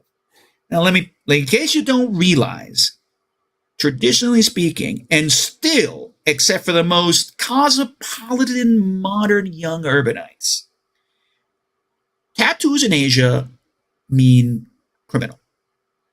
The only people who have them are criminals, yakuza, triads, blah blah blah blah. Okay, so like I always knew, I'm like, oh, look at these young guys with a lot of tats coming in and out of this place. Because the taxi would turn around there, I just see it. I'm like, okay, this is what it is. So look, there was like this canals, because there's canals everywhere in Shanghai. There was like this bridge. It was like a little further down from this little corner where that store was and this building complex was. It was a bit grungy. I didn't see this, but straight up, the teachers that I work with in the school did see it. There was a fucking sword fight. I am not lying. There was a fucking sword fight on the bridge over that shitty canal near that grungy building. I think they just caught the tail end of it or something like this. But this was multiple people, and so I know it happened. I didn't see it, but it was, I have semi-reliable witnesses. There was a fucking sword fight, right? With homemade swords. Yeah. Some, martial arts wushu shit going on. Wuxia shit. And then what happened is some woman got stabbed. And the guys threw the fucking swords into the canal, got the fuck out of there. Some car came up, picked up the woman, made her disappear. The stuff was gone as if it never happened, even though it was causing a traffic jam at like 7:30 in the morning or whatever the teachers were when they were coming into school, because it happened in the morning. Right. And then obviously that never made the news. But that shit happened. I'll say this: that shit happened. I'm more impressed if the criminal element uses swords instead of guns. At least there's some skill involved. Yeah, instead of shooting your gun like this, like an idiot. Yeah. So this was like crazy. I mean, that stuff happens. There's violence all over. See, the thing is, again, in Asia, here's the thing: like Shanghai's a super safe place for at night, anybody walking around, you're normally safe because petty violent crime is not the style, and it's bad for business. You see, it's bad to mug your customers. So you don't do that. And your people who do that, they don't last too long in the organization. You kill each other, right, for territory, but you don't fuck with the customer. Right. No. I mean, unless the customer does something and can't pay for it, then the customer's in a lot of trouble. But otherwise, you get hustled, you get conned on the street. Yeah. But you're not gonna get held up. You're not gonna get mugged. No one's gonna do that, especially to you as a non-Chinese person, as a Westerner. Right? There's another level of don't bother them. At least, it's still in 2010, 2013. That was still a holdover from the China kind of opening up, and the special privileges you get as a Laowai. Laowai is like Farang. It's like, By the way, border. A bit of if you don't mind me saying, this is real. Like, this is just the way things work. Oh no, of course, yeah. Now, did people assume you were American, just kind of visual bias, or did they think something else? No, no, actually, it's good. No, they didn't. They didn't always know I was American. A lot of times they thought it was Arab or Indian. A lot of Chinese don't have a lot of experience with foreigners. Let me can I just put a little quick background on that, Serge? You have to understand that there's a tremendous amount of emigration within China and in the Chinese cities in the last 20 years. This huge migration of humans out of rural areas into the cities. And China's a huge place.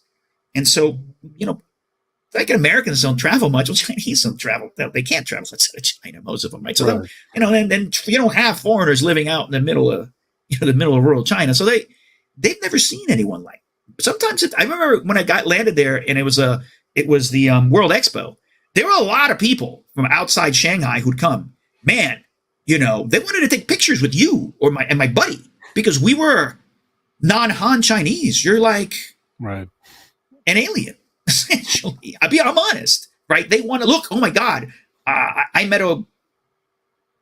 met this non-Chinese person. Look, they have yellow hair and their hair is curly. I hate to say it, it's real. When I lived in Moscow, anybody that looked foreign that's pretty much what the association was like. Oh my God. We didn't have, cell phones or anything. We couldn't take pictures, but certainly. And get me, but this is 2010, 2013. This is like a dozen years ago already. But I don't blame them, because it's kind of a life experience. They had limited experience. It's you were a semi-celebrity for a moment because they'd never seen anyone. They'd never been anywhere, right, where someone like you had been. Because again, that goes back to the conformist and super homogenous society. Right? There's just no diversity in reality. There is diversity within China, because there's about 40 different ethnic groups that are traditionally in China, but they've been sort of like subsumed and sort of semi-disappeared. Technically, like everyone, the largest ethnic group is Han Chinese.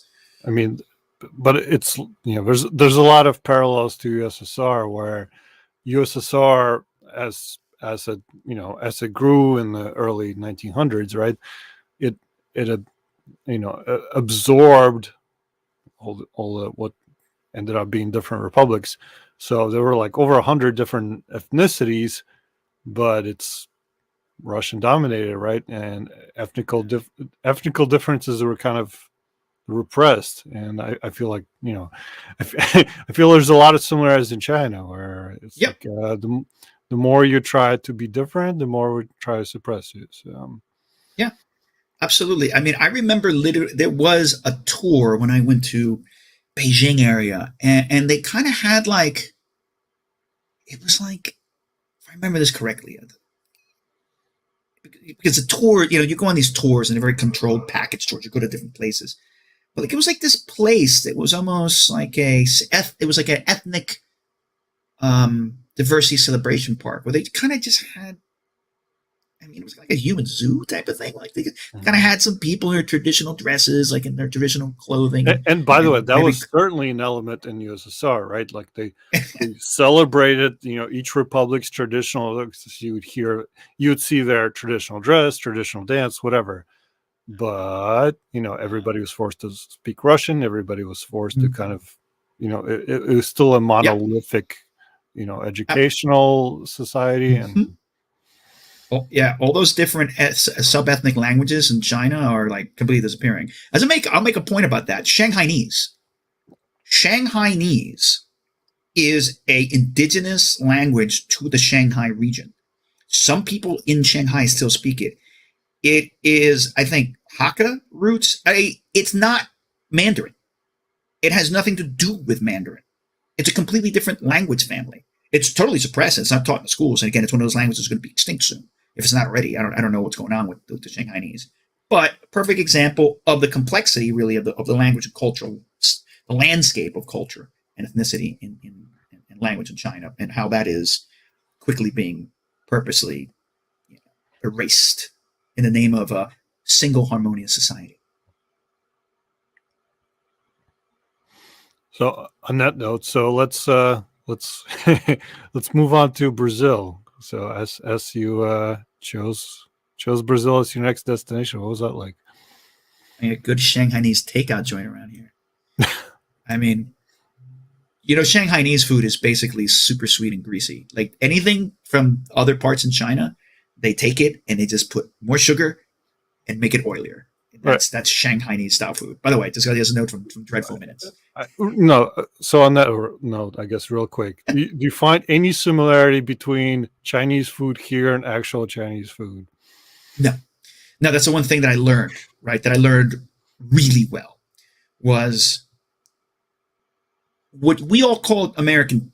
So you can find some places. So it's now New York, right? Some places like that sell like Xi'an style food, right, or some other like regional Chinese foods. But what most people call Chinese takeout, and it's worse here in Brazil, well worse. My God. At the end of the day, it's Cantonese, Hong Kong, Southern Chinese food. China is an extraordinarily complex place in terms of cuisine. I mean, and the flavors and the seasonings and their methods are very varied and wonderful. Mainland Chinese food is, we could talk for another hour about this, is goddamn fantastic. There's so many fantastic regional foods. Yeah, funny enough, right? You know, and fortune cookies. Yeah, they're not really Chinese either. But like my three favorite would be Hunan, which is kind of pretty spicy and well seasoned and garlicky. Sichuan, the real deal Sichuan, real fucking Sichuan, where it's like bullfrog in this giant bubbling pot that's heated by sternos of this super red oil. Like it's just nothing but oil with super red hot chili peppers in it.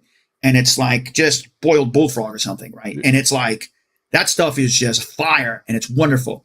And then it's not like the Szechuan place in Rutgers. Not like the Sichuan place in Rutgers. No, a little bit different, right? Just a little bit. And then the Western Chinese Silk Road Muslim Uyghur food. That stuff is amazing, right? Because it takes East Asian and Central Asian Silk Road and then like Middle Eastern. It is an amazing fusion cuisine. I really miss that, and I don't know if you're ever going to find it anywhere because of the situation in Xinjiang, right? Yeah. The Shanghainese, you know, Xinjiang is, in case no one knows, is where you know, basically now a giant high-tech concentration camp. But man, that food is fantastic, man. Amazing flavors. Amazing. Anyway, but no, you're never going to, you know, so hard to find the real deal. I mean, I think when you had it, that's common to most ethnic food in America, where it's just Americanized, right? It's not that much similar to food that you'd find in the country of origin. During our immigration, back when we left, you couldn't just go straight to America, right? So we had to go. We were the last wave of Jewish refugees from USSR. So you had to go to Austria, and then you had to go to Italy, and then wait for permission to enter the U.S. So we lived in Italy for a couple months, and yeah, the actual Italian food and American Italian food have almost nothing in common. But there's a history for that, though, because when Italian Americans came, became the Italian American community, they just found well, more ingredients or different ingredients, right? And it just shifted. It's also the regional. I find this about Brazilian Italian food. Because Sao Paulo has a very similar demographic and immigration history to New York. It's got a lot of, there's a wave of Germans. It actually has a large Eastern European Jewish population. It's huge Italian immigrant population, right? It's Italian Brazilians. And so it has a slice of like New York.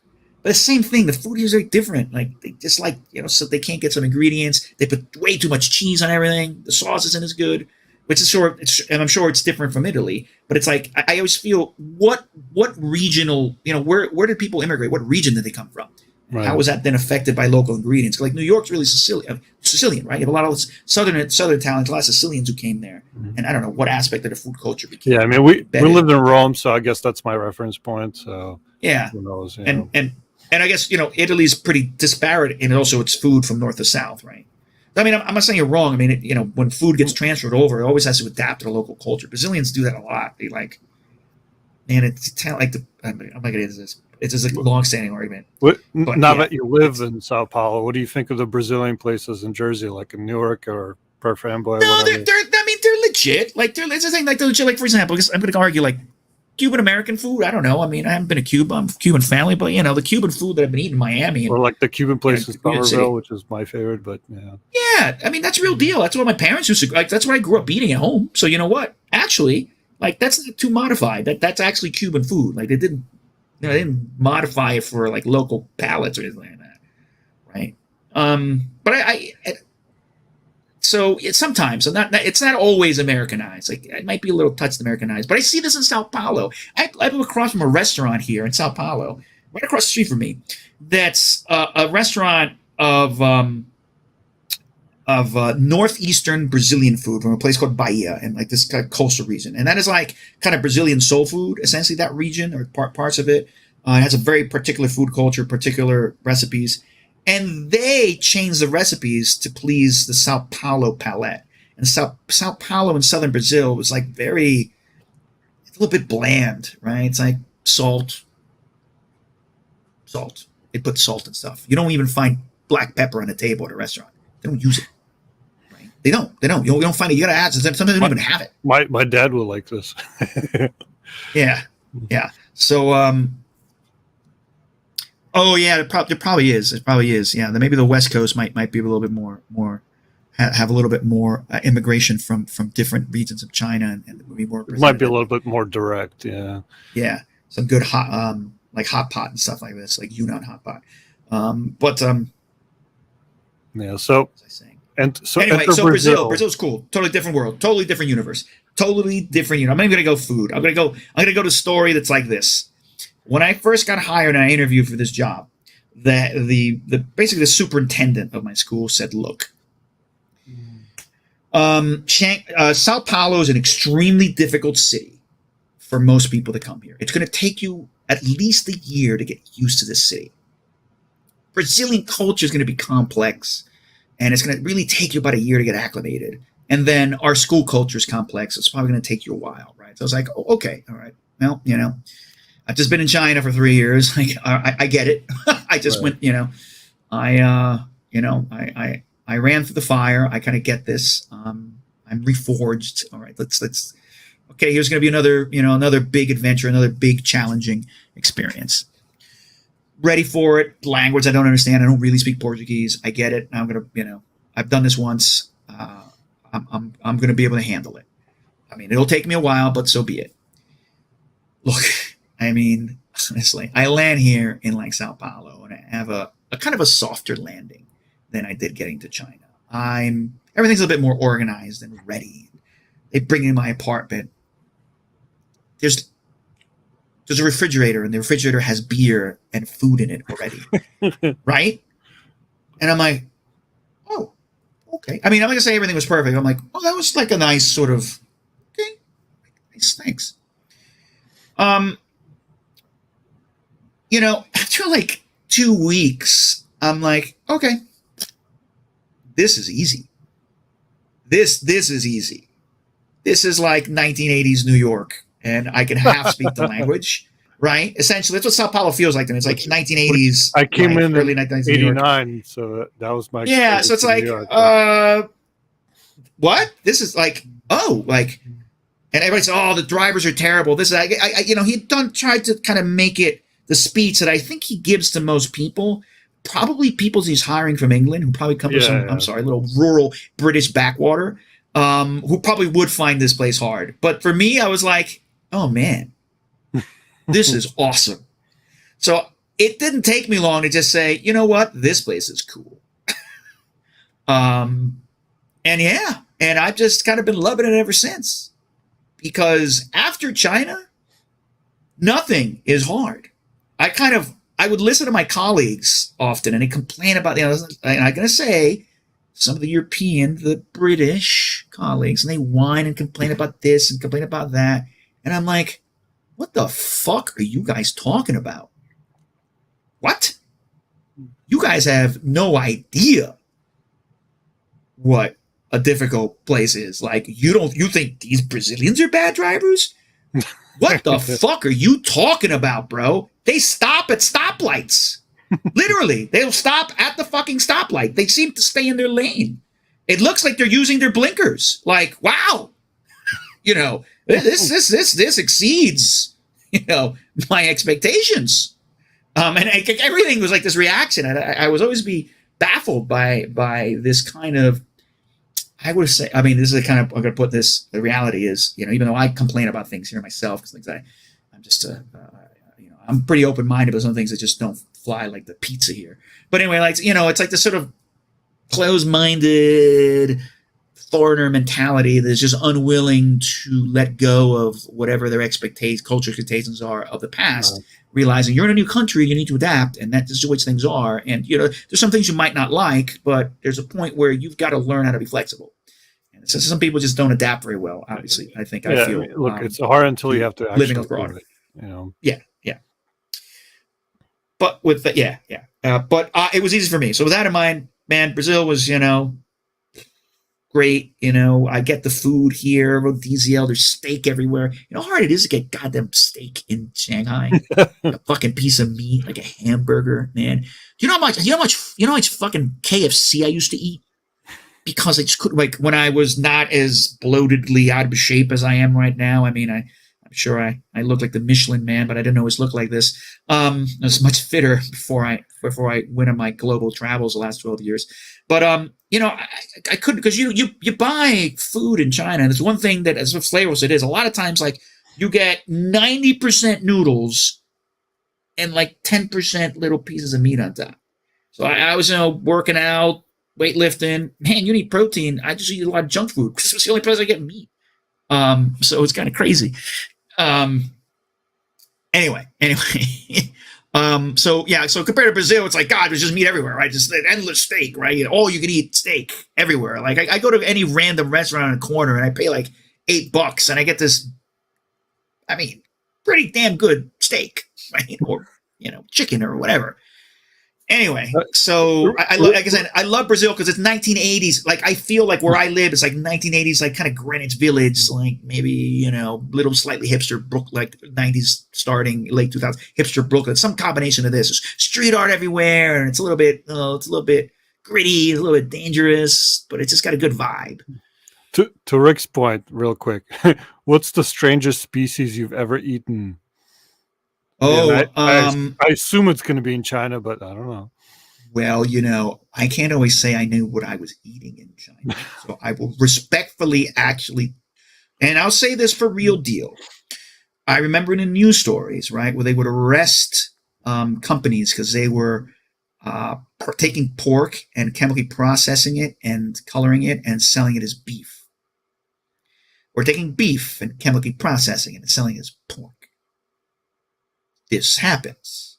So I used to always eat in China. I often ate at Korean barbecue places because I lived in these Korean neighborhoods. So I fell in love with Korean barbecue. I would eat it like almost every day. That was part of what I was eating like every goddamn day. Yeah, and then, by the way, if anyone has not been to a Korean barbecue, you should go immediately. Right now. Actually, no, not right now. When we're done, you go out.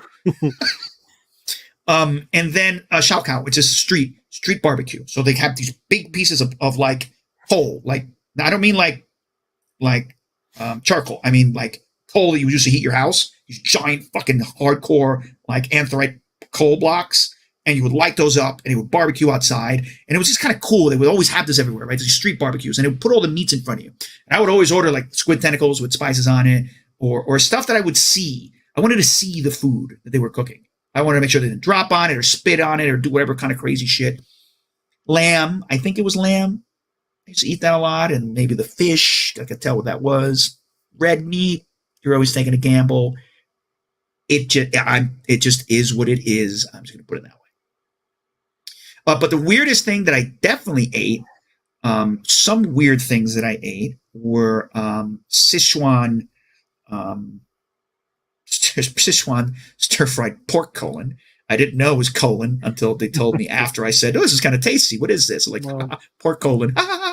And then I did eat Kumamoto style Japan horse sashimi. I did eat donkey. I wasn't really a big fan of that one. Not a big fan of the donkey. The horse sashimi was actually quite tasty. A variety of, I think I had this, it's a jellyfish. Cold jellyfish is served as that's a weird thing, as an appetizer. It's a cold appetizer, because I do a lot of cold appetizers at Chinese banquets. So that one, I almost forgot, jellyfish. It's so wild, because it's kind of fried, so it's a bit crunchy at the beginning, and then like jello, it melts in your mouth. It's an amazing, strange texture. Good, but it's kind of flavorless, and you just dip it in some rice vinegar, because not soy sauce, vinegars. Right? And then you put some flavorings on it, or sometimes it would be like spice, because they put like spicy oil and sesame seeds on it. But it's actually more of the texture. A lot of Chinese, there's a lot of complexity in the sort of texture experiences that you have in Chinese food. And we kind of went away from the Brazil, but that's really cool. The jellyfish, I think, is tasty. That's a good one. Funny, Rick. So I think jellyfish was pretty weird. And technically, I can even get it here, because there's actually a pretty traditional, real deal Chinese restaurant here where I actually ordered some kind of like smoked pork tongue the other day, and it's like, oh yeah, that's like Beijing style pork tongue and stuff like that. And it's Russians love beef tongue, man. I love beef tongue too. Shit. Beef tongue's great. I love beef tongue. But what do you call it? Sea cucumber. Sea cucumber is a very expensive dish that you would buy for your boss. Part of it's because of Chinese medicinal ideas about, shapes and animals and virility and this and that, the other thing, right? I don't really think it tastes good, but it's a thing. It's a very expensive thing that you buy if you want to impress people. So there's that. I think my favorite food story that you told me from China was the drunken shrimp one. Oh, right. I forgot the drunken shrimp. Yeah. So, yeah. So they take this live shrimp. So it's just like I forgot about this, Serge. God. Sometimes it's so many stories. Yeah. So, yes, dreadful minutes. Exactly. Or like a one with gonorrhea. But anyway, so they take this shrimp and they put it in this rice. This like, by the way, China's whole thing is not soy sauce; it's vinegars. They have all this complex range of fermented dark black vinegars that are actually fantastic. That's something you definitely don't see in American Chinese food. I'll say the words baijiu. Baijiu is like China's distilled spirit. It is like this, Scotch, right? In terms of everybody, it's the thing. Like it is, or cachaça. It is their national distilled drink. It is like mixing kerosene with a bit of cologne and perfume. Wow, really way to sell that. That's the good stuff, not the little plastic cup that they sell for like 10 cents at the shitty convenience stores. I used that one time as an antiseptic because I cut myself. So I threw it on my back. right? But drinking that, Mm. no. Maybe as a degreaser, yeah, but I wouldn't drink that one. But yeah, so they dumped the live shrimp in this like vinegar with baijiu, right? And the shrimp, really, I mean, it's by the way, baijiu is like 70, it's like get up to like 140 proof. It's strong. You can fuck yourself up on baijiu, like, and that goes to that whole drinking culture. We're like shot for shot, yeah, yeah. So very dangerous. Be careful with the baijiu. Tastes terrible anyway. But yeah, and so the shrimp are like live, and you got to eat them. You got to eat them. They're like wiggling in your mouth. You're eating them. Oh, and I kind of had that with like the live octopus, like you see in South Korea. I mean, I didn't try and eat. I actually tried to find a place where you could do the whole like eat a whole live octopus, but I felt a little dangerous. But you get the cut like octopus tentacles, not octopus, yeah, like larger octopus, and it's so sort of wiggling because it's so fresh. Yeah, I've done that. I'm pretty sure I ate that. I'm not that's not a false memory, but yeah, the drunken shrimp. It was tasty. It's tasty, but it's weird because you can feel them. They don't want to die. They're trying to get out of your mouth. I don't know. And cephalopods in general, I don't think I could eat just because, the intelligent nature of some of them. So I know. I understand all the ethical arguments for food, but God, man, I'm just Epicurean. I love squid and octopus and all this stuff. It's just, I know, but it's so tasty. It's hard. But yeah, and going back to again, not quite Brazilian, but Portuguese. So if you remember, our old drummer was Portuguese, and man, at their wedding, the amount of meat they had a meat room. They literally had a meat room. It was just a room you came in, and it was just filled with meat, and it was it was like if you remember Preacher. But like if the meat monster rose out of something, it would have been there.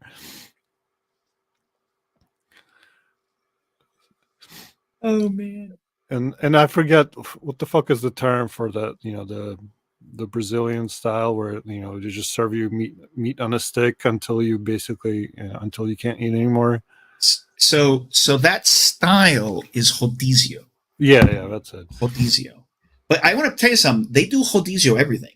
I mean, they do sushi rodizio. There's another thing. Sao Paulo has a tremendous Japanese population. Brazil actually has one of the probably the largest expat Japanese population in the world, right? And no longer expat, but sort of a Japanese Brazilian, humongous, right? They came in the 19th century, and Sao Paulo is like the center, like the Sao Paulo state, and Sao Paulo is one of the major centers, right? So there is like this, this area is essentially like Little Japan, and like it's a little bit more heterogeneous now. There's other Asian ethnicities over there, but it was traditionally like Little Japan essentially, and then everywhere here is sushi. There's like I can get sushi anywhere. I mean, I go down the block. There's a Japanese restaurant. Like literally, I can walk 150 feet up my front of my apartment building. There's a Japanese restaurant there, and I won't have to go too far to find another one. I can just order at any time. And some of these places do rodizio, but it's just like it's all you can eat, right? It's basically it's what it is. It's all you can eat. But not buffet. They just serve it, right? Yeah, and so those Brazilian churrascos, all you can eat barbecues. I mean, they're everywhere here. I love those things. But yeah, you could really eat yourself sick. But the strategy there is if you really, they'll have this great salad bar, right? And they'll actually have like sushi and sashimi, and then they'll have like smoked salmon and great salad and stuff like that, and rice and beans and stuff like that. Because of course they want you to eat all that because it's inexpensive, so you eat less meat. So what you got to do when you go to these things is if you really maximize it, really get the protein in, don't even look at any of it. Just sit down, put the yes, and let the meat just come. Just bring it on. Lamb and pork and sausages and chicken hearts. Various picanha and contrafilé and ribs. Yeah. It's a good time if you like the meat. Right? Not a good time if you're vegetarian or vegan. Yeah. It's not easy to be vegetarian or vegan in Brazil, Argentina, or Uruguay. You're going to have a tough time, real tough. So since I started, doing the streaming out of guesting on Jeff's and Rick's channels, I want to talk about music a little bit. what music? First of all, just what kind of music do you listen to, and talk about the music scene in Brazil. So I think many of us are pretty eclectic, but my preference is more aggressive. So definitely, grew up with a punk heavy metal as my foundation, with a mix of blues and classic rock, kind of simultaneously. But big on goth, big on industrial electronica, um, also. So uh, I mean, it's hard for me to define. There's a lot of stuff that I like. It's more like it's easier for me to define things I don't like modern country, or Yep. country music, for example, or a West Coast rap. I'm not a big fan of it. I'm a big East Coast guy in hip hop, and a lot of pop music I don't like. So it's harder, Like my Spotify playlist will roll from like 1950s jazz to like the gent, right, all over the place. Mm. So, but I generally prefer more complex, aggressive music. But sometimes, I listen to a lot of film lately because of my DMing. I end up listening to a lot of film scores or like ambient because I'm trying to find something that's gonna soundtracks that's gonna Or fit into my play. are you into dungeon synth? Yes, this is a thing. Yes, yes, yes. I do like the kind of synthwave stuff that started coming out, like the vaporwave. I started kind of listening to that. It's kind of fun, But yeah, what's really the retro. what is the metal scene in Brazil? Because again, we got a couple of metal fans on here. So Yeah. So look, yeah, metal is big, right? So absolutely. As a matter of fact, funny enough, like I live where I live on this street called Teodoro Sampaio, and it's like the music street. It's full of guitar shops and music studios, and recording studios, and guitar like luthiers and stuff like that. So actually, it's kind of cool, and like record shops, because I live in kind of a bohemian little area, kind of semi. So boom. So over here, you see all the metalheads, man. They love classic metal here, and there's a lot of hard rock bands here. And Over. No, I'm not familiar with Over. So here's the thing. Everybody like, oh, Sepultura, right? From Rio, and then there's a bunch of other metal bands here, but it's not as many as you think. You see, because the majority of Brazilians listen to very particular, unique Brazilian music genres. MBP, which is like Brazilian popular music, and forró, sertanejo, which are like two varieties of essentially Brazilian country music, because you got cowboys out here. Brazilian funk, which takes like Miami, like bass and like makes it worse, even more crass and more simplistic. It's pretty much the music. It's like favela music, like favela party music. Not a fan. But so there's a whole, there's, and it's chorinho, which is the Sao Paulo version of samba. So the thing is, that's what most people listen to. Like a lot of people say, like, oh yeah, man, I love Iron Maiden, and I love Judas Priest. And you go to a show, and holy crap, man! Like everybody knows when Brazilians love music, they love it. They'll sing along. Like everyone really, really knows the lyrics, right? They know everything.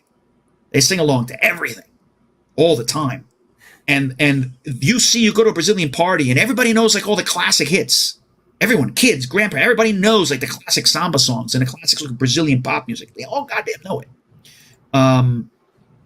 And so like, and the talent here is crazy, because I go up this road, and especially pre-pandemic, sometimes you'd have like one of these music stores would have a band playing, and some of the bars here just have people playing, and I have this great basically like jazz place that's like right around the corner from me, Jazz Nos Fundos. Man, technical talent of musicians here is off the hook. I mean, again, the first month, I remember being here. Let me tell you, like, China is not a place where you're going to find people playing music on the subways or on the street, like in New York City.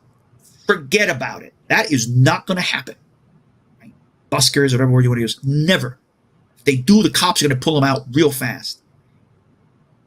I remember just going around the corner from my first apartment here, like and going up and touring the street, and at a used bookstore, there was this band playing. They weren't playing metal. They were playing they were playing like Latin jazz, but unfucking believably good musicianship. Excellent technical skill level, was off the hook. And that's the thing that's interesting. Fantastic. But I'm going back to the fact that Brazilians love a lot of music. They love Iron Maiden. They love Ozzy. They love Megadeth. They love Dio. They love the big major metal bands that come here. But the problem is here, there's not that many bands willing necessarily come to tour South America. Right. Unless you're big. Not many bands can afford a South America tour, Yeah. This isn't like having a Starland Ballroom nearby, right? You just drive over to Sayreville and get a fantastic, every up and coming band's going to roll through there at some point in the next 6 months. So there's a funny thing that's happened here. I understand that the Sao Paulo scene used to be a bit more dynamic, but the problem here is something that's very prevalent in Asia too, is that the best talented musicians, the only way they can make a buck is be cover bands. So most places here are cover bands. I mean, you can say that about Jersey too, you know what I mean? Yeah, sure, like Jersey Shore stuff. As a local band, the only way you make money is as a cover band. Yeah. But on the other hand, I'm in Metropolis. I'm in New York City of South America, right? But you don't, in terms of rock, don't get me wrong, there's a lot of bands. But what I'm saying is like, there's a lot of Brazilian genre bands. But like new punk rock bands, metal bands, hardcore, I mean, it's there. There's death metal down here. Like one of my buddies, great musician, drummer, totally into death metal and thrash and stuff like that. And you see those musicians here, but they don't. You know what? Those guys don't go anywhere, right? Because what people want to see is, well, I see people playing Journey, right, and Foreigner covers, right, and like Jimi Hendrix and Beatles, more Beatles. So they're really stuck in the past, or they want to hear like the classic Brazilian music. And don't get me, that's not that there aren't bands and there's a lot of like stuff, but I don't feel it's quite like what New York used to be, where like New York was a place where like most of the bands you would go see in a weekend were not cover bands, right? They were up and coming bands or something. New York is rock and metal. Every genre, like every possible genre you can think of, is happening in New York. And it's original bands. New York is not a big cover band place, unlike New Jersey. Yeah. I think that's a big difference there. Yeah. I'm not familiar with Sarcophago. I don't even know sarcophago. I don't even know that. I'm sorry. I don't know it. I don't, because I mean, I've seen like, and I'll tell you another thing. So, there used to be I'd see a show with a guy in Corpsman and Spike singing Steve Perry. I mean, Steve Perry does have a great voice, I mean, gotta give the guy props where they belong. But that's that's a thing here, right? And so I find that I haven't seen a lot of new heavy metal bands or like new punk rock bands. Sometimes they come in. I have seen some shows, but even then, who shows up here is like established bands, right? Like I saw a couple years ago, I saw like Ignite or Taking Back Thursday, Hawthorne Heights and stuff. They'll play now. Silverstein comes down, but they're old already. That's where it's emo from the early 2000s. So I just listen to Spotify a lot where I find music because I just don't see the shows. Sometimes the shows are happening in like places I don't want to go. Like, look, there's this death metal show. Oh, it's happening out in the favela. I'm getting kind of old in the tooth, and I don't really want to take the chances of going out there to see a live show of bands that I don't really know. I really kind of want to support them, but do I go? My wife? Probably not. Not gonna happen. I mean, they have some cool places. I saw a couple like right before pandemic. Living Color played a show here. God damn, that was a fantastic show with excellent sound. Fantastic goddamn sound, right? But that's the thing, right? That's a well-established old band at this place. And this is the issue here. there's not enough interest for actually up and coming and actual new music here to sustain a lot. And maybe I'm missing out. Maybe I'm kind of older now. I'm not going to these shows, and my friends and my colleagues are not always into they're not into our music, right? But there is a cool goth club here. Like somewhere I met my wife. It's a goth industrial place called Madame Sata, and I actually they used to bring in some bands. So I've seen some actually cool industrial bands rolling through, but still kind of well established. Who has toured there for like industrial goth genre? So there's a record label here called Wave Records, and they've had some in the past. They've had some like shows. Like it was actually either it was my first year and I miss it, but they would have festivals. And they would bring, like, I know, like the band I went to go see. I went to go see like a Decoded Feedback, for example. Okay, yeah. Right, and I saw them at this goth club that I haven't gone to for a while, unfortunately. But so they've had some, what that's. I mean, not really goth, but it's a Misfits played, and I saw Peter Murphy here, okay, for example. So again, there's clubs and there's some good music, but again, it's all about it's bands It's not. You're not going to easily go out and like go see a show with a bunch of local punk rock bands and find your the next new thing. At least I don't really know where to go. I mean, there's some couple places that I haven't gone to for a while because I don't like the neighborhood anymore. I don't want to deal with it. But right. That's another story, right? I mean, that's common to a lot of places, I think. Okay. Yeah. So it's that's a thing. So here's the thing, and I'm actually not super versed on like Brazilian heavy metal. I know some of the bands, and they're all right. And but you have to understand, Brazilian rock music and punk rock, it's different than U.S. and Europe because you have to remember there was a dictatorship here until like the 1990s. So you're not going to have really over-the-top social political bands. The punk rock bands here are actually playing very poppy music with subversive, clever lyrics. So they were punk in a sense that they were politically right. Counterculture, but they couldn't. They had to hide it. And so I remember my wife taking me and my friends and her friends and stuff, like taking this band Barão Vermelho, and they're like, oh, these were like the best rock and roll bands. And I'm listening to music and I'm like, it's fucking boring kind of pop music. What is this about? I thought you said you were going to bring me to see a punk rock band. Like, this isn't Bad Religion. This isn't like, Sons of Liberty. What is this stuff? Certainly isn't like, Agnostic Front or anything. Okay, Gongumelo label. All right, thank you. I'll look it up. Because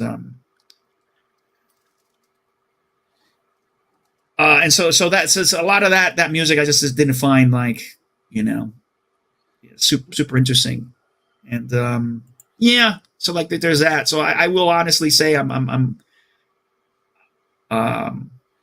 little. I probably heard some of these bands, but they don't play. Like it's not like I'm gonna go see some of these heavy metal bands. Like they don't tour really. Right. Very, very, very much, and they're just not. They're not active here. No one in Sao Paulo wants to see them. They're not going to get a show.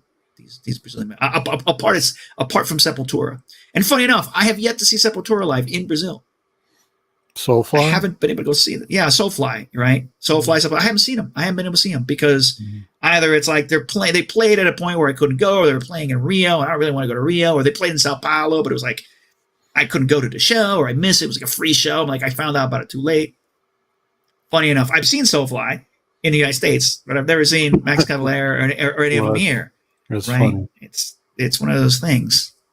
Yeah. I mean, but again, I've been to Lollapalooza a bunch of times here, for example, right? Lollapalooza is coming up. I think it's going to be COVID Palooza. I'm not going to go, but I've seen a lot of fucking great bands here. But again, Lollapalooza is still well-established bands or up-and-coming foreign bands. Like sometimes you see cool Brazilian bands. There's like a Brazilian band called Not Far From Alaska. I remember seeing it at a kind of a hidden like small house show, and I know that they've got some records out the last couple of years, but I don't know. I don't think they've gotten all that big. Not Far from Yeah, Alaska is an interesting name for a Brazilian band. yeah. Is that right? That is the name of the damn band, right? I bought their CD. Oh, Far from Alaska. Far from Alaska. Yeah, far, not far. Sorry, it's Oh, Far from Alaska. okay, Yeah, well, I yeah. guess That that's that a makes little more more sense. accurate. Yeah. Yeah. So I got that one wrong. Sorry. It's just I haven't really listened to him for a while.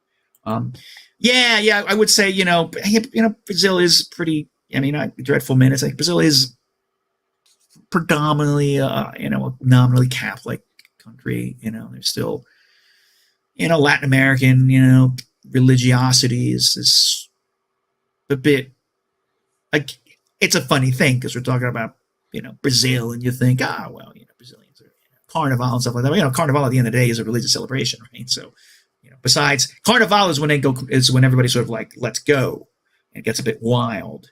And actually that's right because actually Brazilians are a little bit more conservative than you would think, like in many things. And there's a huge growth of evangelical Protestant um, um, religiosity here, which probably also puts a tamp on heavy metal and stuff like this. So that's a possible thing. So, Just replying to Dreadful Minutes. so one topic I want to cover before we wrap up is so Kai is our GM right now. I'm in a D&D group, and Kai is our dungeon master. But also, when he was my roommate, I get a chance to listen to him run all sorts of games in different systems. And Kai is an amazing game master, whatever the term you want to use. So I wanted to talk a little bit about that aspect of um, of his interests. So what? First of all, how did you get into tabletop role playing? First off, thank you for your very kind words. I'm, okay. Um, the first time I actually got into role, okay, so two things as a child heavily influenced my desires and interest. By three things. I was a lot of a reader, but um, the Dungeons and Dragons cartoon, which used to be on Saturday mornings back in the 80s, and the classic Hobbit, animated Hobbit movie. Saw both of those many times as a child. And I think they definitely created my interest in fantasy genre. Um, the first tabletop role playing game I actually played was this. Technically, it was Top Secret from TSR, and it was like back in fifth grade. And my buddies bought the book, and I tried to run it. We tried to play it. There was also this. Oh my god! It was Centurions. It was like this tank miniature war game from FASA that we also got, and we tried to play that one. So I did. I think so. I believe that the first game I ever ran was actually a Top Secret. So Top Secret was a spy RPG. So we played a spy game. And then at that point, I was already reading a lot of speculative. I was already starting to read speculative fiction, and that didn't take long after that to I was reading Stephen King when I was like 8 or 9 years old, and then piling up on speculative fiction. I used to actually when I was young already. I think probably when I was at least 9, if not earlier. I got my parents to sign me up to the science fiction book club, right? Where you get monthly books and I get the catalogs. So I had a lot. I would get a lot of books. I wouldn't always read all of them fast enough, but they could pile up and I would read them. So I was well immersed in speculative fiction and fantasy stuff from a literary point and from these things. And I actually didn't get back into that fully until I would say 8th grade, freshman year. 8th grade, the end of 8th grade. That's something like for tail end 8th grade or like around freshman year, because a friend of mine's brother gave me what was back then, I think it was 1990 or 1991, the D&D Black Box, which was a big reissue of the classic D&D basic rule set. And so then I started running games at the lunch table for So my this is like crew. the first edition. Well, yeah. This is like not even not advanced D&D. This is like Right. Dungeons and Dragons, Wow. where Okay. you don't have classes. You play, a fighter, a wizard, a Mhm. dwarf. A dwarf is like a race plus slash class. Like an elf is a race slash Right. Right. class. Right? So it was back to the basics. Right? So back to the basics. So um, that's what Geik then solidified, and then I never stopped after that. Role Yeah. So playing yeah. So you in got one into shape, form, or another. way before me. Yeah. I think probably my real entry point was reading Lord of the Rings in high school. Like I think probably a lot of people, but I wasn't really aware of role playing games until college when one of my friends was, hey, like let's run a game, and I played D&D for the first game, and I was like, holy shit, like this is amazing. And funny enough, after college, I didn't play it until the pandemic hit, and everybody was stuck at home, and I'm like, well, this sucks. And you start looking for things you can do with friends online, and Kai was kind enough to, I already knew Kai was DMing, but Kai was kind enough to volunteer as a DM for us, a few of my friends, and that's how I got back into D&D. And I also started listening to, like, even even probably before that, I started listening to role playing podcasts, which obviously was not a thing earlier on. And I mean, it's like going back to old days of radio plays, but Mm. improvised, because that's the nature of role playing. And I feel like that's a unique category, and it really you know fired up my enthusiasm for it. So I want to Yeah. plumb Kai's kind of, and I know D&D is not his prime um, game of choice, I guess. So Yeah, I mean it's a bit heretical, but obviously I grew up on. I mean, it's literally the D&D cartoon is one of those inspirational things that got me into it. But at the end of the day, it's like I've read a lot of fantasy and I played a lot of D&D, and the kind of classical, like high fantasy. It's just it's cool, but it's not my favorite because really what I love is science fiction and horror. If anything, I'm a horror fan above all else, yeah, and horror and science fiction role playing is what I like to do. that was a fun aspect of being Kai's roommate, is Kai watching some weird fucking foreign horror movie at like 2 in the morning. And I'm like, what is going on? Yeah, I'm definitely that's my bread and butter in terms of running games. I mean, I'm a sort of like weird fiction and any variety of horror. In terms of gaming, we're talking about things like Call of Cthulhu, Trail of Cthulhu, Esoterists, you name it. There's lots of occult. There's tons of horror games out there, and that's really what I like. And I always end up bringing horror into my game, one way or another, and sort of what the more modern, grim, dark Yeah, and I feel like it aspects doesn't of it. matter what system you're playing, you can certainly incorporate that aspect into most Yeah, systems. You can certainly do that in D&D, and because um, horror is a mood. It's not a genre. It's a yeah, mood that you overlay absolutely. over other genres. So, what are some of the systems that I guess, that you like the most, that maybe people aren't might not be aware of? I am a huge fan of Pelgrane Press and the Gumshoe system. The Gumshoe system was sort of designed so that it would speed up it's a little bit to speed up play. It's a kind of a rules light system, not super light, but a rules ish light compared to something like Dungeons and Dragons, and it's really focused on creating investigative mystery stories. That's the root of it. Now, because that's the game engine. Um, you have a lot of different varieties of it. You have, and they're so creative. You have Trail of Cthulhu, which is a very Lovecraftian, sort of classic weird horror. You have something like the Esoterists, which is Clive Barker mixed with X Files. Um, you've got Mutant City Blues, again, an superhero game where your where your superhero detectives kind of hard boiled noir mixed with superhero comic books. Yes, I am Metal Madness. Absolutely, read all that stuff. Um, they've got Swords of the Serpentine, which is like D&D plus a little bit more investigative. Added onto that.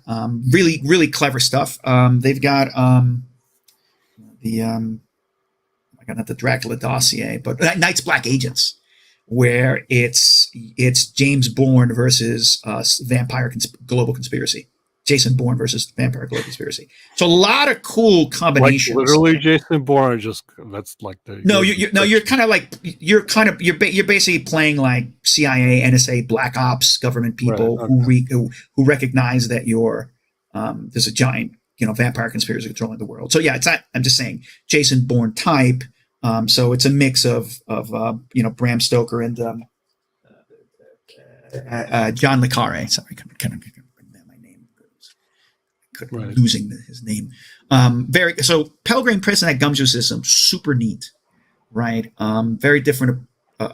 So dice rolling stuff like that, but it's a nice system. That's non traditional. It's moving away from your classic role playing structure. If you're into role playing, but you want to try something a little bit more familiar, I would try Cipher System from Monty Cook. The Numenera is a very cool kind of sci-fi fantasy / D&D. The system is really cool. It's a simplified version of rolling a d20, but it gives a lot of really cool little narrative control to the player and a DM. So it's less, as I would say, less gamist, a little bit more narrativist. And they have a cool world. They posit this world 1 billion years in Earth's future, where there are humans still. No one knows why. And you're right, because where did the humans come from again? Why are there humans? But you're 1 billion years into a future after the ninth world. 9 high level civilizations have come and gone over the last 1 billion years, terraformed the Earth, changed the sun's capacity for fusion, right?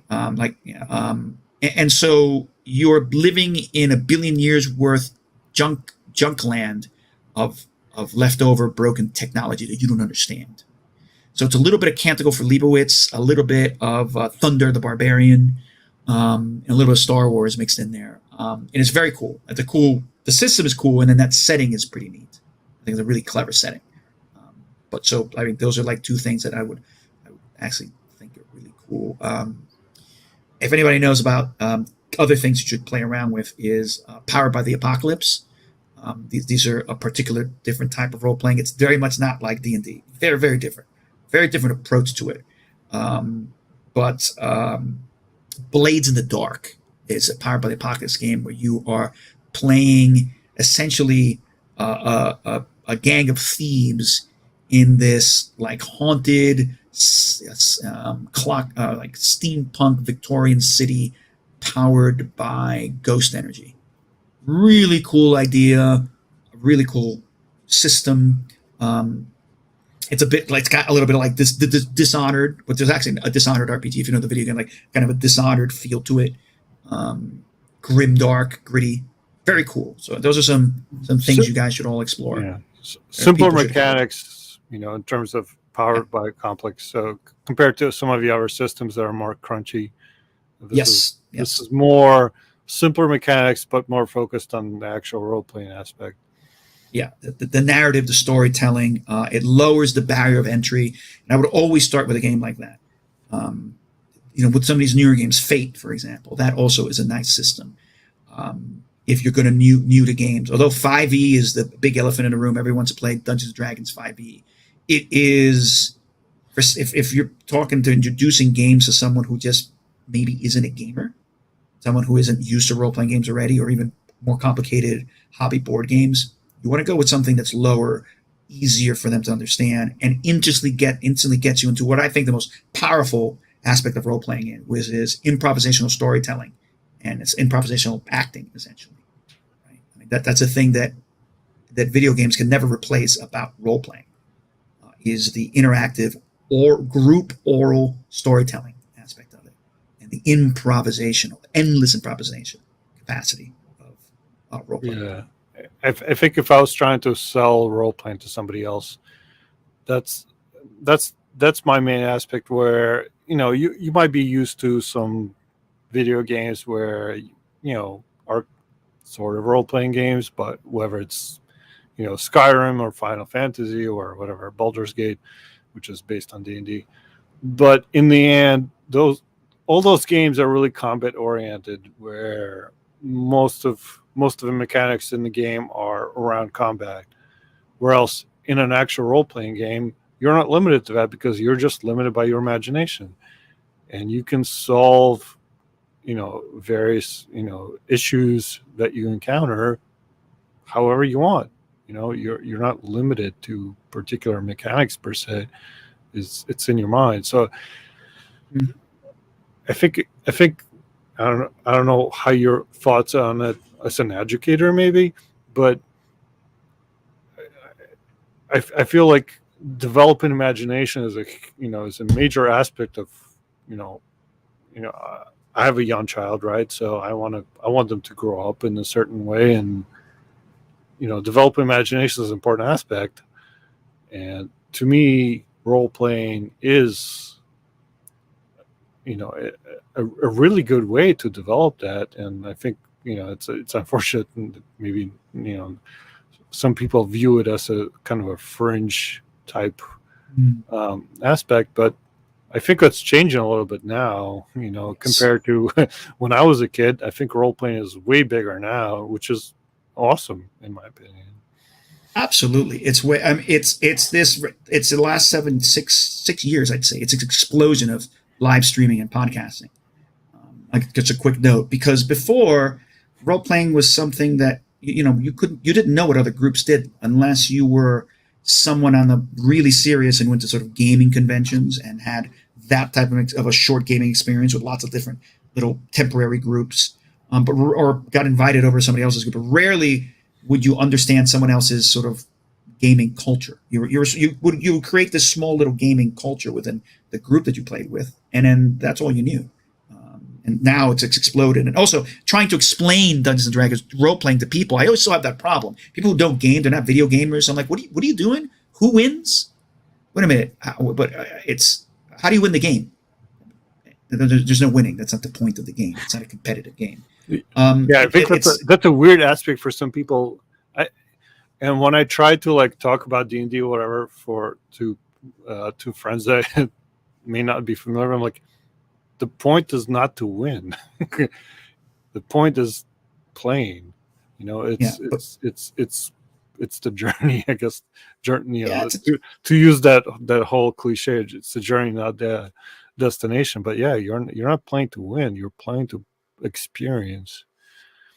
and so I think this explosion of very actually of what happened was always happening in the background. You realize now you have a lot. I'm going to get back to this educational aspect too, but I just want to think like people can see what role playing is like now. There's like 1,000 YouTube videos out there, right? Or like actually 1,000 different YouTube streamers, maybe possibly, and podcasters in a way. I mean, might be exaggerating, but at this point, it's about that. You can see what it is like to play a game, right? Oh, that's what you do when you're role playing. Oh, I get it now. If you want to see, if they're patient enough to sit down and watch it, and then you've got this professionalization of it where you have really creative people with like actual acting background and professional comedians who always did it and now are sort of coming out of the closet, so to speak, and like, yeah, we've always been role players. Actually, it's helped me in my creative career. Now I'm going to show you how it's done. And that brings it to another level and allows it's the explosion of Critical Role and a lot of these major streamers like the ones podcasts like you like to listen to, and has brought it out of the shadowy dungeons and dark basements where this uh, was relegated to as a hobby and is now really in the forefront. Um, Yeah, and and let's it's face cool. it, it used to be kind of like a white male dominated aspect, and now it's everybody, which is cool. I Yeah. think people who are, you know, f- might have felt kind of restricted from that from the area can now enjoy it. So Absolutely. It's open to everyone of all ages. And I think there's also the explosion of, not that there weren't many different role playing games, but but the styles of games have really multiplied. And it happened over the last 20 years where a lot of previous RPGs were still very combat simulaty. They were very focused on some particular genres. And now there's a role playing game for any kind of genre you want. That actually, because remember, in a way, role playing game rules, the different systems they're different because they're genre emulators. The system is a way to have a kind of a structure for you to tell particular genre stories. And the rules kind of reflect the genre tropes, and a good system reinforces the genre tropes and allows you to inhabit that genre character and tell those kind of stories. And now there's so many more independent games that come out and so many more creators, which makes it so much more inclusive and so much more diverse. But yeah, you can play any game you want. I mean, do you want to play I don't know, a high school teenage romance game? You could do it. Easy, right? There's systems that'll support it. And you couldn't really do that with Dungeons and Dragons, no matter what. I mean, you could, but you really had to do some crazy stuff with changing the rules the way it works. You might as well just make a new game at that point. But now you can find it, and it's great. And so I'm going to riff back on this thing about education. I mean, I feel that I can see it in my students. Like, I'm a pretty imaginative person. I feel I'm relatively creative, but if anything, I have a very good imagination. I have very strong visualization skills. And I really think that comes from my, not only as a reader, but role playing. Right? Constantly, because it's, you're constantly basically running simulations. You have to imagine the simulation is setting. And you're processing that all the time, and decision making and thinking about, all sorts of things. And I think I agree. It's a great, fantastic way to develop imaginative skills. And I think it's really important to do in education. Because in the end of the day, role-playing games are a type of simulation, right? And they're combining the literary arts, and depending on how well you do it, all sorts of different artistic, streams, and then mixing that with mathematics and problem solving, overlaying that with literature, essentially, and you can dump that into whatever class you want. Like, if you want to understand what, I don't know, ancient Rome was like, okay, run this simulation with students, and when they're inhabiting characters and having to play out a scene of a day in the life of Rome in 100 AD. And it doesn't have to be some sort of wacky combat. It can just be a social experience or a problem-solving experience, or they're playing political revolutionaries or senators. Model United Nations, for example, which is a very popular. Indeed, it is pretty much role playing. It's a giant role playing. It's a giant LARP. It is a giant LARP. I am sure if you look at what NSA and CIA training does, they just run people through all sorts of simulations, war games or simulations. I mean, that's what. In a sense, that's what D&D does. Right? D&D is a type of actually combat kind of wargaming simulator plus other things. It's a fantasy story genre emulator, simulator. So just take that. I remember a colleague of mine, we kind of were coming up with this. Like, actually, I'm not the first educator to think of this. I've actually gone to workshops with educators talking about how to use role-playing games and games in general, but role-playing games for the purpose of education. So something that a colleague and mine started thinking of, we were thinking of creating essentially a sort of like a Renaissance LARP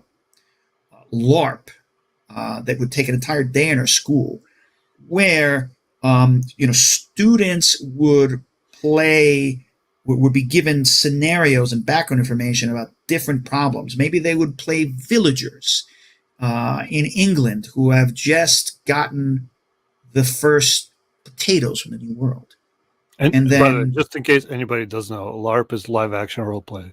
Yes, sorry. Yeah, live action role playing. Instead of just sitting at a tabletop and imagining, it's a little bit even more acting in a space where you're engaging with each other, walking around, and still some gamist rules, but you're much you're actively really acting the character every moment, as What you opposed might be to more familiar with is like the mystery murder theater kind of thing. yes, yeah, mystery murder dinner. That's a more limited type of LARP. But yes, so sorry about that. But again, like taking these educational scenarios and then like maybe they would be each of them would be representing either different factions. We would have the faction of the church. We would have the scientific faction, right? In the Age of Sail and late Renaissance, we would have the politician factions. We would have the bankers faction, and they would always and everyone would be members of these factions, and it'd have to approach the different potential scenarios and problems that we were creating from the point of view of those factions, i.e., they were role playing, right? But of course, they were role playing, trying to solve real historical problems, and then they would have to eventually, just because it's a gamified learning, the role playing, maybe there'd be some dice, maybe there was going to be some kind of probability machine that would, probability. What do you call it? Generator that might throw in unexpected aspects And, into their scenario. and you But just need a mechanism to make it non-deterministic. yeah, exactly. Yes. All sorts of simple ways we could have done this. It could have been a deck of cards. I think we talked about it. They would have a deck of random problems that we would introduce, right? Or weather, or this, that, the other thing that the students might just pick out of the deck, and then now they have to deal with this, random issue on top of the problem. And we didn't really figure this out all the way. We just, we spent like a day or two, and actually it was like a night at a bar, actually thinking of this whole thing as proposal, which we didn't get to do. But this is an argument I've always had with people in humanities and history. I as a student found history super boring in school. A lot of it was a lot of it, not all of it, but there's a lot of sort of military history and arguments about why we fought this and what war happened here and who was a general. And at least a lot of classic histories taught us a set of stupid, useless facts. I've learned a lot of history, and I've learned a lot as a DM prepping for role playing games. It's just like someone who's an author, you start researching, right, to write your story, and then you just end up accumulating all sorts of different lines of research and knowledge, spontaneously driven by your desire to create some level of verisimilitude and the world building, or because you're playing a game or creating a story in an actual historical setting or a cultural regional setting, and you got to learn it. And I think it's a much more interesting way to learn things like history or maybe human geography, because it puts it into practice. You have to apply it. Matter of fact, I'll give you another thing. There was a Brazilian, the Portuguese teachers, one of them was teaching Portuguese as a second language to some students, and she found this really interesting Brazilian developed game. I forget the name of it. I got to look it up. But it was set in the early sort of exploratory colonial era of Brazil, and the factions were different real Brazilian indigenous tribes and then European explorers. And it was a bit overly, the system was complicated, but I came in and I tried to help her so that you could use the system and at least the story ideas so that those students could have a short role-playing scenarios and practice their Portuguese and learn about Portuguese history or like Brazilian history simultaneously, and Brazilian indigenous culture. And I was like, I applauded. I was like, this is perfect, right? The system's a little complicated, but if you just boil that down a little bit and do the same thing, again, the power of using a role-playing game, you can do that across all sorts of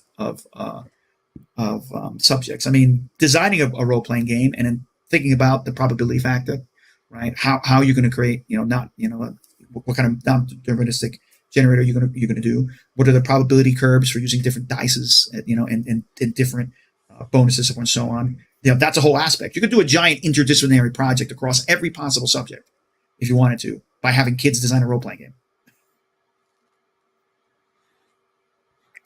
So I'm a big proponent of this. So yeah, in short, try role playing, encourage it for your kids. At least I think it's beneficial for development in general. I know it's super late in Sao Paulo where you are, because you're a little ahead of us. So I want to thank you for all the stories you told us, and appreciate it for everything. Serge, I want to thank you for having me and giving me this opportunity to just babble about interesting topics. And it's been a heck of a lot of fun. I hope everyone who's been listening has at least found something interesting tonight. And it's been really fun. And again, I want to put it out there. I'm gonna plug a little quick plug. No, I'm please trying do. to eventually. Please do. I'm eventually trying to get some of my own RPGs streamed out there. It's still sort of a work in progress, but maybe I'll keep Serge updated about these things. So there might be. Hopefully, eventually, I'm gonna do some stuff on Twitch myself. But by the way, I forgot to mention, I actually am on Twitch already because I am a player in the Aliens RPG. And I am part of a Aliens Twitch channel, and in this case, I am playing a Colonial Marines campaign where I get to be sort of like Hicks, storming the galaxy, chasing down xenomorphs. Another great game, by the way, the Aliens RPG. So, yeah, keep an eye out for me. I'll pass. I'll give Serge the Twitch channel. I'll spread the info once you get that running. So okay. What is this? All right. Thanks, Metal Madness. Yeah. Thanks everybody who watched us live and everybody who will watch it later. Take care. Good night, everyone, or morning, wherever you are in the world.